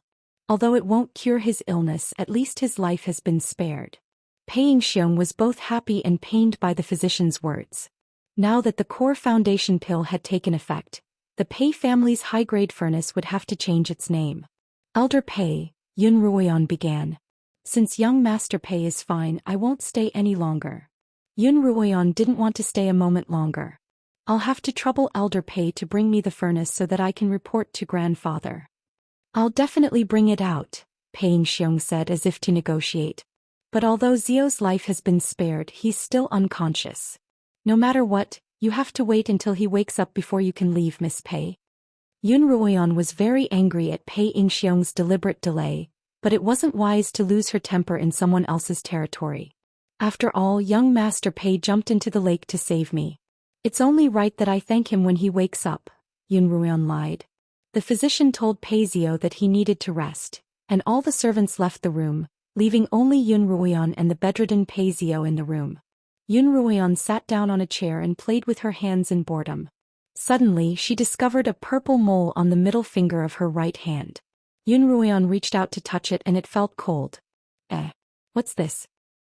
This is a mark left behind by the Feilai blade. Master has only just tamed the Feilai blade and he hasn't fully fused with it yet, so there's a mark on it. When Master and the Feilai blade are completely fused, the mark will disappear. Oh, I see. Yun Ruoyan nodded in understanding. Master, you can now close your eyes and sense the presence of the Feilai blade, Qiuqiu continued. Yun Ruoyan followed Qiuqiu's instructions and focused, using her mental energy to probe her mind. Immediately, the Feilai blade appeared, floating in her mind. As if sensing her mental energy, the Feilai blade began to spin in her mind, and Yun Ruoyan couldn't help but point a finger at it. A ray of purple light shot out from Yun Ruoyan's right middle finger, breaking through the window with a crack. Ah, Master, you still can't control it well enough. Quick, take it back. Yun Ruoyan was both excited and nervous. She hurriedly followed Qiuqiu's instructions and recalled the Feilai blade. Once again, a ray of purple light shot into her middle finger, forming a small purple mole. Ah, it's so cold. Just then the unconscious Pei Zhou on the bed spoke up. When she had released the Feilai blade earlier, it had indeed brought with it a wave of cold air. Why was Pei Zhou so sensitive? Yun Ruoyan clenched her right hand guiltily. The Feilai blade and her pocket dimension were her greatest and most important secrets, and before she could protect herself, she couldn't let anyone else know about them. You're awake. Yun Ruoyan walked up to Pei Zhou's bed and asked, "Did you just wake up? Are you all right?" Pei Zhou seemed to have just woken up and he looked at Yun Ruoyan with concern. "I'm so glad you're all right. I saw you fall into the lake, so His concerned expression was quite bewitching, but Yun Ruoyan had long since seen through him. "I'm very well, young Master Pei, you should worry more about yourself." Yun Ruoyan interrupted him, her hands clasped behind her back. "Since you're awake, young Master Pei, I'll be taking my leave." Yun Ruoyan turned to leave, but Pei Zhou suddenly grabbed her hand. "I've only just woken up and you're leaving?" His tone was aggrieved. The moment he held her hand, Yun Ruoyan's hair stood on end. It was that same hand that had forced the poison into her mouth.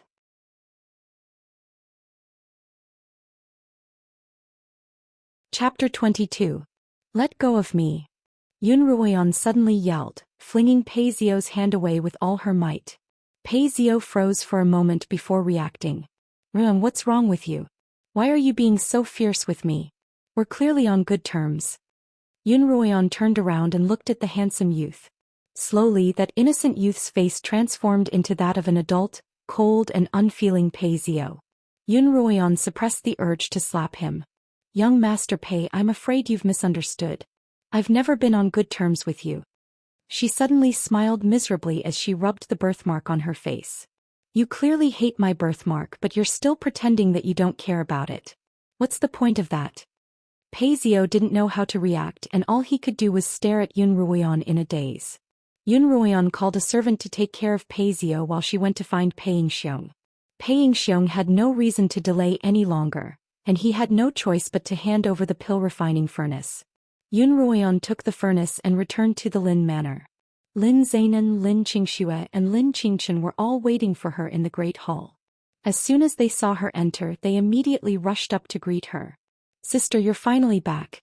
We were just about to go to the Pei Manor and ask for you," Lin Qingxue said. "Sister, did the Pei family make things difficult for you?" Lin Qingchen asked, concerned. "They wouldn't dare," Lin Zainan replied confidently. "Not just anyone can bully a member of the Lin family." Yun Ruoyan's nose twitched. "Not only did they not dare to bully me, but they even had to obediently hand over the treasure to me." Yun Ruoyan removed the bag from her shoulders, revealing a small metal box. When she opened the box, the high-grade pill refining furnace was revealed.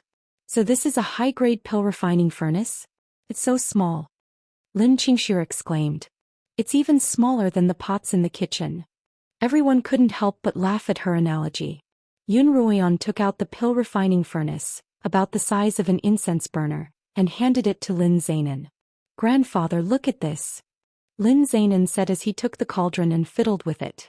The smaller a pill refining furnace is, the more valuable it is because the smaller it is, the more firepower it can condense. However, most alchemy furnaces were too small to withstand the flames. Only high-grade alchemy furnaces can produce the effect of condensing spirit fire and double the medicinal effect of the refined pills. Lin Zainan stared at the cauldron in his hands, his eyes shining brightly. This really is something good. Every pill master's eyes would light up at the sight of good ingredients in furnaces, she thought. In the future, grandfather, with this treasure, you'll be able to refine even better pills. Yun Ruoyan smiled and the Lin sisters nodded in agreement. However, Lin Zainan handed the furnace back to Yun Ruoyan. Yun Ruoyan looked at her grandfather in confusion. Lin Zainan smiled. Furnaces have their own spirituality. Since you're the one who obtained it, it must be fated to be with you. Just keep it well. Although Yun Ruoyan wasn't sure if she could become a pill master, she still accepted the furnace under her grandfather's insistence. The Lin sisters were both envious and happy for their elder sister who had such a bad fate. The three sisters surrounded the small medicine furnace and chattered non-stop. Lin Zainan stroked his beard and smiled, sighing inwardly. If only the Lins were so lively every day. Thanks to her grandmother's intervention, Pei Zio's fall into the lake hadn't alarmed Yun Lan. Yun Ruoyan also didn't mention that Yun Ruoyao had plotted to push her into the lake. Her grandmother had just changed her opinion of her, and she didn't want to cause any more trouble. However, after this incident, the other women of the Yun family had changed their opinion of Yun Ruoyan. Her grandmother naturally viewed her in a new light, and Madame N and the others no longer dared to bully her. These days, apart from the occasional visit to the Lins to consume the antidotes that Lin Zainan had refined for her, Yun Ruoyan spent almost all of her time in her cottage practicing with the Feilai blade. Every time she practiced, Peony and Xilan would stand guard outside the courtyard, while she would close the door and practice in solitude. Peony and Xilan didn't ask too many questions, but they knew that their young mistress must have been disgruntled at being reduced from a genius to a good-for-nothing.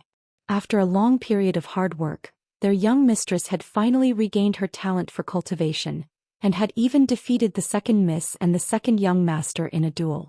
As they thought of this, the two maidservants felt even more respect and loyalty towards their mistress. Yun Ruoyan stood in the middle of the room, controlling the Feilai blade to fly around herself. After just 2 laps, she was already sweating profusely. It seemed that her third-rank spiritual energy cultivation wasn't sufficient for her to control the Feilai blade to its fullest potential.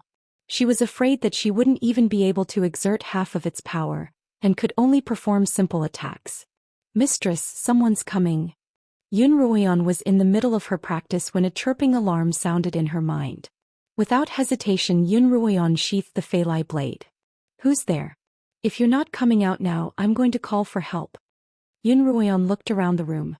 The doors and windows were tightly shut, so there couldn't be anyone in the room. Yun Ruoyan walked over to the back window. Just as she was about to open it, the window opened on its own. "Why is it you again?" The person standing outside the window was none other than the black-robed youth that she had met twice before. The youth held a gilded fan in his hand and playfully pointed it at Yun Ruoyan. "How was it? Did I scare you?" Yun Ruoyan was speechless and exasperated. "Why are you so persistent? If you suddenly appear in front of me like this, I'm really going to have to call for help." "There's no point in calling for help. By the time they arrive, I'll have long since disappeared without a trace," the black-robed youth replied nonchalantly.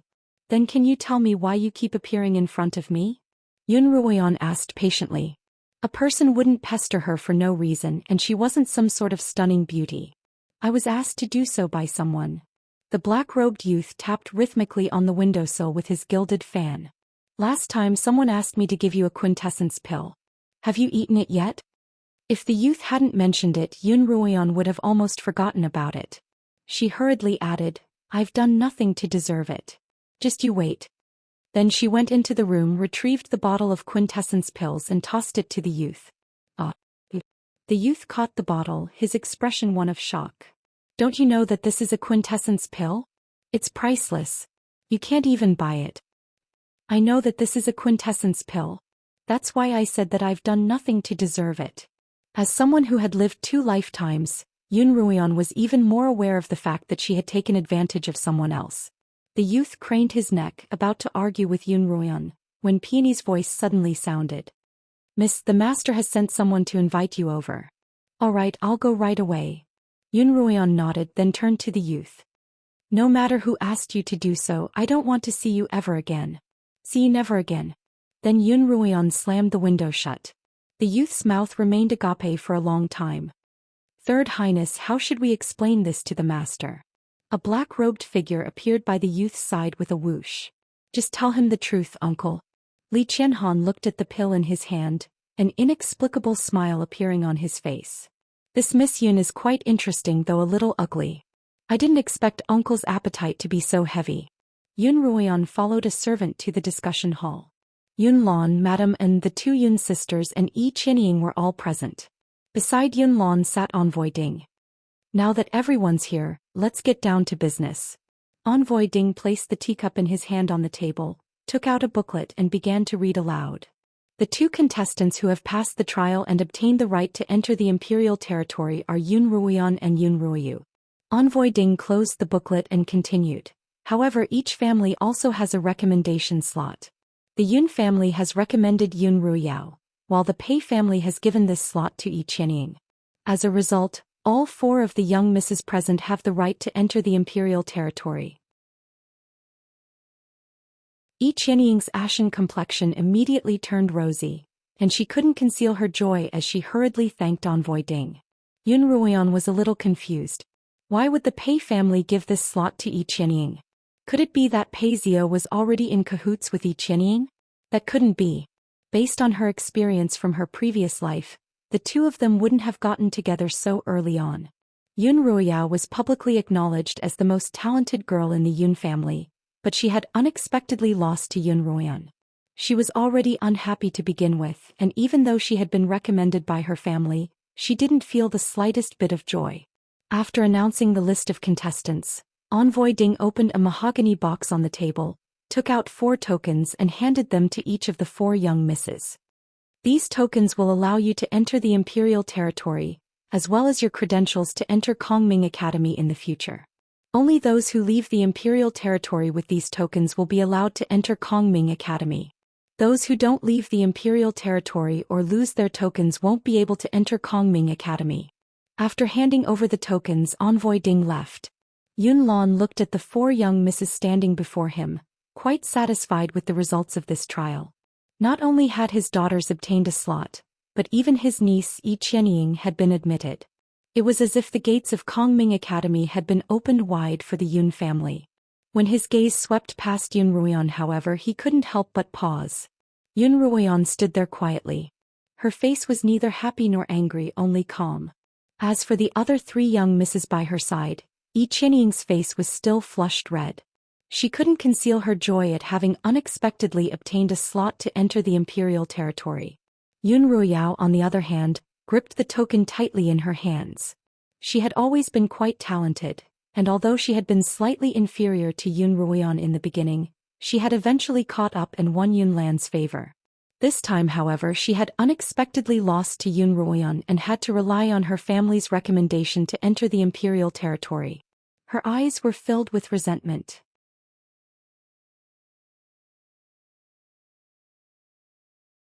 Chapter 23. Because Yun Ruoyu had relied on her own ability to obtain the spot, her head was held high, and her proud expression was unmistakable. Compared to the 3 of them, Yun Ruoyan's composure was even more striking. When Yun Ruoyan raised her head, she met her father's approving gaze. She paused for a moment before lowering her head again. Yun Lan's heart was in turmoil. He had once cherished this daughter of his. At that time, Yun Ruoyan's mother Lin Yueme hadn't yet died, and the birthmark on Yun Ruoyan's face hadn't been so obvious. However, when Yun Ruoyan was a year old, Lin Yueme suddenly died of a strange illness, and the birthmark on Yun Ruoyan's face began to appear. From then on, there were rumors that Lin Yueme had been cursed to death by Yun Ruoyan. Naturally, Yun Lan didn't believe this rumor. After dismissing a few servants, the rumors died down. But as he looked at the face that bore a resemblance to his late wife's slowly being covered by the ugly birthmark, Yun Lan grew more and more disgusted with Yun Ruoyan, and gradually distanced himself from her. When Yun Ruoyan lost her talent for cultivation, his disgust for her became even more pronounced.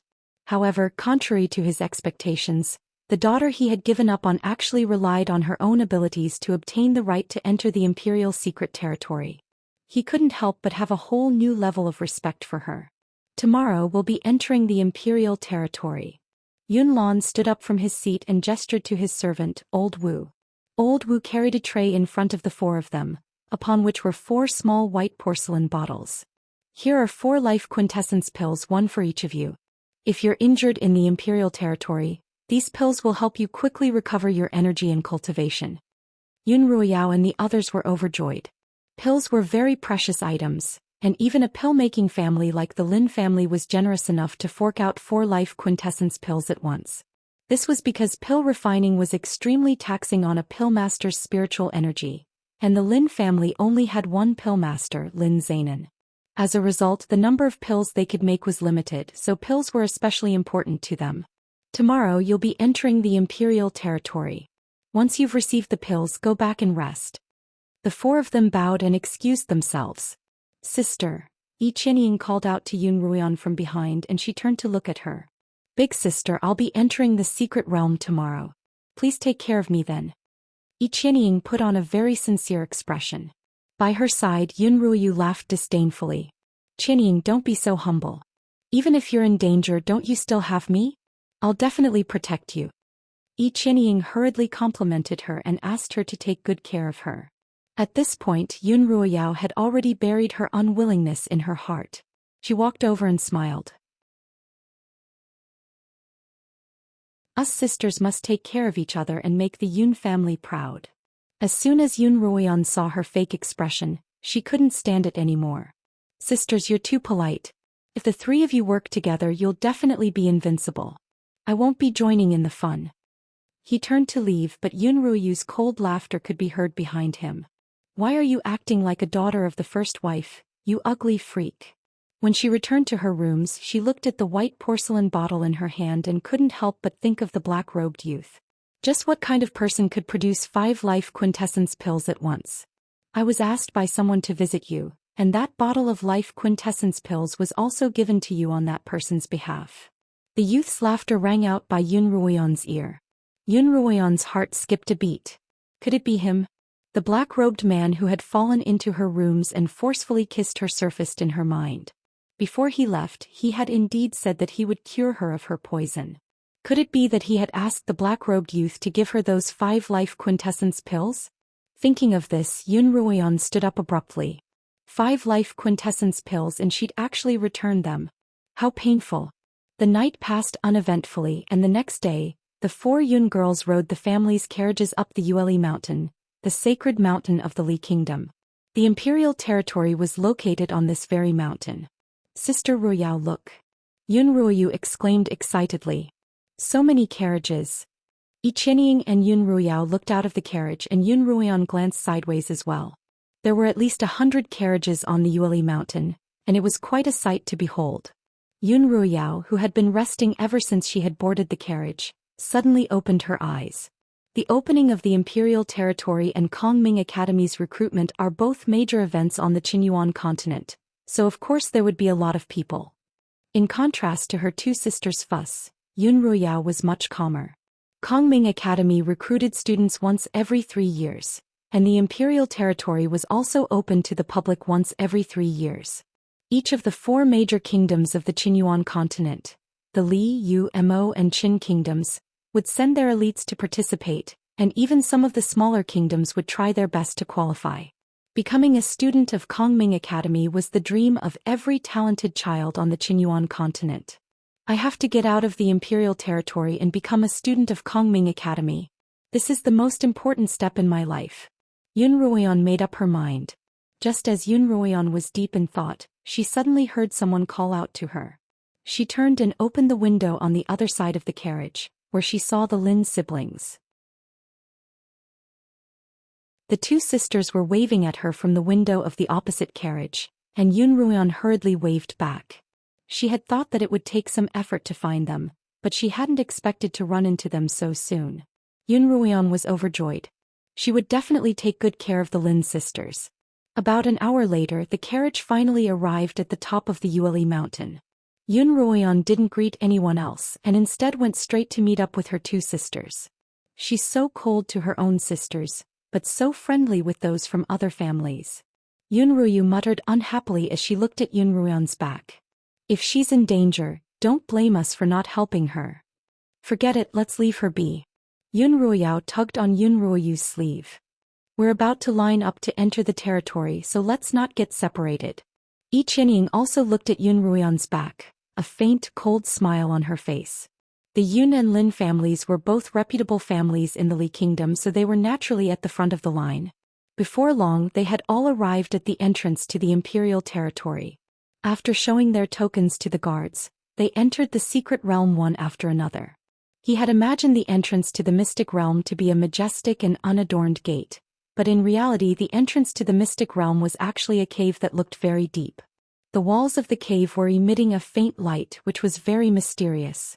Yun Ruoyao led Yun Ruoyu and Yi Qianying into the cave first, followed closely by Yun Ruoyan, Lin Qingxue and Lin Qingchen. Behind them were two unfamiliar youths, one male and one female. The cave was very deep and a cold wind blew through it. Yun Ruoyan and Yi Qianying held hands, both nervous and expectant. Brother, that's so magical. Even glows. A girl's voice came from behind. Brother, I don't know either, a youth replied. Sister, be careful, follow me. Tisk, if you don't even know what moonstone is, I wonder what country bumpkin you're from. Yun Ruoyu's giggling voice came from the front. Brother, someone's calling us bumpkins, the girl whispered. Sister, don't pay attention to those snobs. Once we enter Kongming Academy, no one will dare look down on us anymore. Yun Ruoyu was just about to retort when Yun Ruoyao stopped her. This sister of hers didn't know when to throw a tantrum and it gave her a headache. Sister Ruoyan, Lin Qingxue whispered, I don't think that the inlaid walls are moonstones. No, they're not, Yun Ruoyan replied. It's a type of mineral that contains fluorescent powder.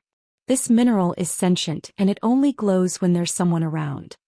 In her past life, when Pei Zio had brought her into this cave, she had also thought that the glowing objects on the walls were moonstones. It was only after hearing from Pei Zio that she realized that they weren't. We're at the exit.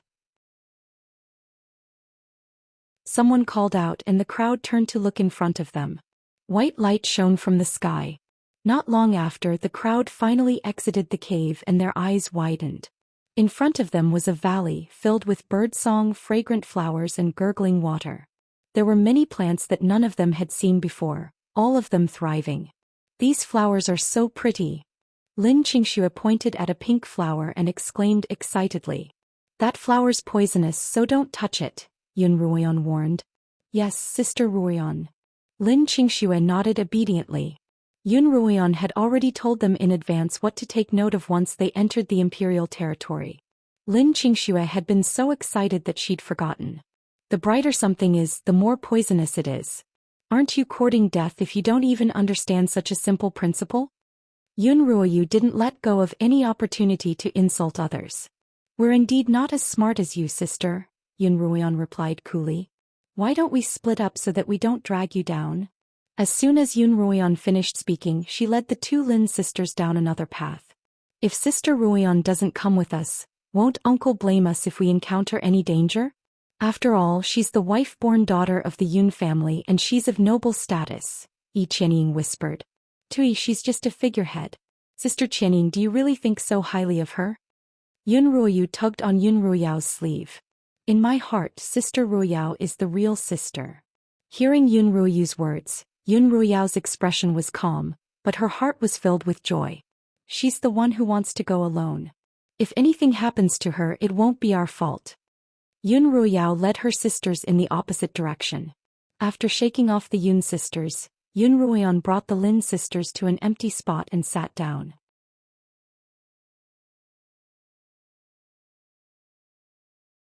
Chapter 24. Yun Ruoyan picked up a branch from the ground and drew a circle around it. This is the outskirts of the imperial territory. It's less dangerous, but there are fewer treasures. Given our strength, I think we should be able to go deeper. She drew a straight line through the circle and looked at the Lin sisters inquiringly. Obtaining the right to enter the imperial territory was not only to enter Kongming Academy, but also to obtain valuable herbs and treasures. The imperial territory was the place with the most spiritual energy in the entire Qinyuan continent, and it was home to a large number of valuable herbs and magical beasts. Herbs were ingredients for making pills, and the cores of magical beasts were even more valuable. Not only could they be used as pills, but high-grade cores could also greatly increase one's cultivation. "We'll listen to you, sister," Lin Qingchen said. "Right, we'll listen to you, sister." Lin Qingxue also raised her hand in agreement. "Before we came, we promised grandfather that we'd bring him as many high-quality herbs as possible." Once the three sisters had reached an agreement, they prepared to set off. Suddenly, Qiuqiu's voice rang out in Yun Ruoyan's mind. "Mistress, there's a mid-rank magical beast behind you and it's trying to ambush you." The biggest difference between magical beasts and normal beasts was that they were intelligent and knew how to react to their target's movements. "A mid-rank magical beast? Can I take care of it?" Yun Ruoyan hadn't expected to encounter a mid-rank magical beast before they'd even left the outskirts. She wasn't confident that she'd be able to deal with one, so she asked in her mind. "If you use the Feilai blade, it'll be easy to take care of. Given your current cultivation, you'll probably have to fight it for a few rounds," Qiuqiu replied. She wouldn't use the Feilai blade unless she had no other choice, and she wanted to make use of this opportunity to hone her cultivation. Perhaps she'd be able to make a breakthrough. "All right, let's fight." Yun Ruoyan purposefully landed behind her sisters, one hand on the hilt of her sword, silently preparing for battle. "It's coming," Qiuqiu warned. At the same time Yun Ruoyan called out, "Careful." She unsheathed her sword and held it horizontally in front of her and her sisters. As soon as he finished this series of actions, a black leopard-like animal scurried out of the woods at the side. Unprepared, Lin Qingxue and Lin Qingchen were both taken aback. For a moment they didn't know how to react. Holding the sword in one hand, Yun Ruoyan pushed the two sisters back with the other. With a twist of her waist, Yun Ruoyan narrowly dodged the beast's attack. It landed on the ground and crawled on the ground, staring intently at her with its yellow eyes. "It's a night demon leopard," Qiuqiu explained. "The night demon leopard is a mid-level magical beast. It's cunning, but its attacks aren't that strong. It usually hunts its prey at night." Now that Yun Ruoyan was confident, she was even calmer against the night demon leopard. In her heart she thought about how she could kill it in a single blow. The night demon leopard's attack power is not strong, but it is very smart and its movements are extremely fast. This was Yun Ruoyan's first time facing a magical beast, and Qiuqiu was nervous for its mistress. It failed in its sneak attack and is now observing Master, considering whether to escape or fight. Master can bluff and scare it away. Scared off? Oh no. This was her first time encountering a magical beast, and her desire to fight had been ignited. She didn't want to lose this opportunity to train herself. Her heart skipped a beat and she tilted the sword in her hand down a little, revealing a flaw. The night demon leopard's yellow eyes suddenly shone with a bloodthirsty light. With a forceful kick of its hind legs, it pounced at Yun Ruoyan.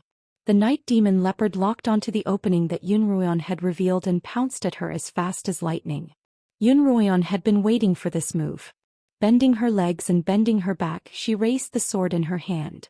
Just like that, the night demon leopard's belly faced Yun Ruoyan's sword. The night demon leopard landed behind Yun Ruoyan, its eyes filled with shock. In the next second, its stomach was like a bag that had been cut open, and its intestines fell out, covering the ground in red. Then its body tilted and it fell to the ground. "Wow, Master, you're amazing." Qiuqiu cheered. "Wow, sister, you're amazing." Lin Qingxue and Lin Qingchen also ran over, cheering. Yun Ruoyan stood up and sheathed her sword. She exhaled, a carefree smile on her face. This was the first time she had killed a demon leopard since her rebirth, and it gave her a sense of satisfaction. She wasn't a bloodthirsty person, but she had suppressed her anger from her past life for far too long, and she needed an outlet to vent it. "Take out its beast core," Yun Ruoyan instructed. "All right." Lin Qingxue unsheathed the twin daggers she carried with her, walked up to the night demon leopard's corpse, and plunged the daggers into its eyes, splitting open its skull. "Oh my god, it's a 4th-rank beast core." Lin Qingxue exclaimed in surprise as she took out a green beast core from the leopard's skull. Lin Qingchen also walked over happily to take the core. I've used up most of the beast cores at home, and a 4th-rank beast core is a good ingredient for making pills. Lin Qingchen wiped the blood off the core and was about to place it in her pouch when she suddenly remembered that Yun Ruoyan had killed the beast, and that the beast core should be given to her. She hurriedly handed the core back to Yun Ruoyan and said apologetically, "This is sister's spoils of war, so it should be given to you. We sisters don't have to worry about such things." Yun Ruoyan smiled. "And this is only the outskirts. There'll be plenty of good stuff in the future." Lin Qingchen didn't refuse and placed the beast core in her pouch. Just as they were about to continue walking deeper into the forest, Yun Ruoyan suddenly sensed that someone was following her. She stopped and spoke to Qiuqiu in her mind. "Qiuqiu, it seems like someone's following us. Do you feel it?" "Qiuqiu." Qiuqiu called out cheerfully. "It's just 2 commoners, no threat at all. I didn't expect you to discover us so quickly." It turned out that Qiuqiu hadn't warned Yun Ruoyan on purpose to test her sensitivity. "Even if they're commoners, we can't let them follow us secretly. If they're hiding, they'll be a threat." Yun Ruoyan's past life's experience had left a deep impression on her. "Come out. No matter who you are, if you're hiding, you're an enemy." Yun Ruoyan stopped and shouted in the direction of the human aura. Lin Qingxue and Lin Qingchen also stopped. "What's the matter?" Lin Qingxue asked. "Someone's following us and sister noticed," Lin Qingchen explained in a small voice. The 2 of them followed Yun Ruoyan's gaze. There was a rustling in the grass and then a boy and a girl appeared. "It's you." Lin Qingxue immediately recognized the 2 of them as the siblings who had been following them in the cave. "Why are you following us?" Lin Qingchen asked, her tone unfriendly. "No one would be happy to be followed by someone else." "We didn't mean to follow you," the younger girl explained. The boy's gaze lingered on Yun Ruoyan, causing her to frown. However, his gaze was probing and he didn't seem to have any ill intentions, so she couldn't reprimand him. "If you didn't mean to, then why?" Lin Qingxue asked, amused. The girl's face reddened and she tugged at the boy beside her, motioning for him to speak. The boy finally shifted his gaze away from Yun Ruoyan and looked at Lin Qingxue. "We're following the scent of magical beasts." "You can smell magical beasts?" Lin Qingxue stared at the boy in surprise. The 2 sisters who had appeared out of nowhere were dressed in plain linen clothing, and it was obvious that they weren't from a prominent family. Yun Ruoyan and the Lin sisters were all dressed in neat clothing, and the scions of the larger families would even wear armor to protect themselves. None of them looked as shabby as the 2 sisters in front of them. The boy had a bow on him and the girl had no weapon at all. Faced with the trio's questioning gazes, the girl quickly hid behind the boy, but the boy didn't seem to be affected. "We're beastkin," the boy began. "My name is Zhou Yifeng and this is my sister Zhou Lin." "Beastkin? You're the beastkin that's rumored to be on the verge of extinction." Lin Qingxue's shock was apparent on her face. Yun Ruoyan and Lin Qingchen were equally surprised. "Yes, we're the few remaining beastkin in the world," Zhou Yifeng replied. "We beastkin have an innate talent for hunting magical beasts, and my sister is extremely sensitive to their scent. She was the one who found us." Yun Ruoyan looked at Zhou Lin, who was hiding behind Zhou Yifeng. The girl was only about 10 years old and she was very small and skinny. She didn't know how they'd managed to qualify for the imperial territory. "My cultivation isn't bad and I'm a good hunter, but I need someone to look after my sister when I'm in battle." Zhou Yifeng looked a little older, about 14 or 15 years old. His eyes were bright and they shone with determination. "We'd like to form a team with you and we hope you'll agree." To be honest, the 2 siblings weren't particularly annoying, but the more people there were, the bigger the target would be and their movements would be hindered. Zhou Yifeng seemed to have guessed their concerns. "I can carry my sister on my back when we're traveling so she won't be a burden to you. I'm already a 5th-rank blade master, so I'll definitely be able to take care of her." Having a 5th-rank blade master as a combat partner was indeed quite tempting, but Yun Ruoyan still had her reservations. Just as Lin Qingxue and Lin Qingchen were about to agree, Yun Ruoyan immediately refused. "No.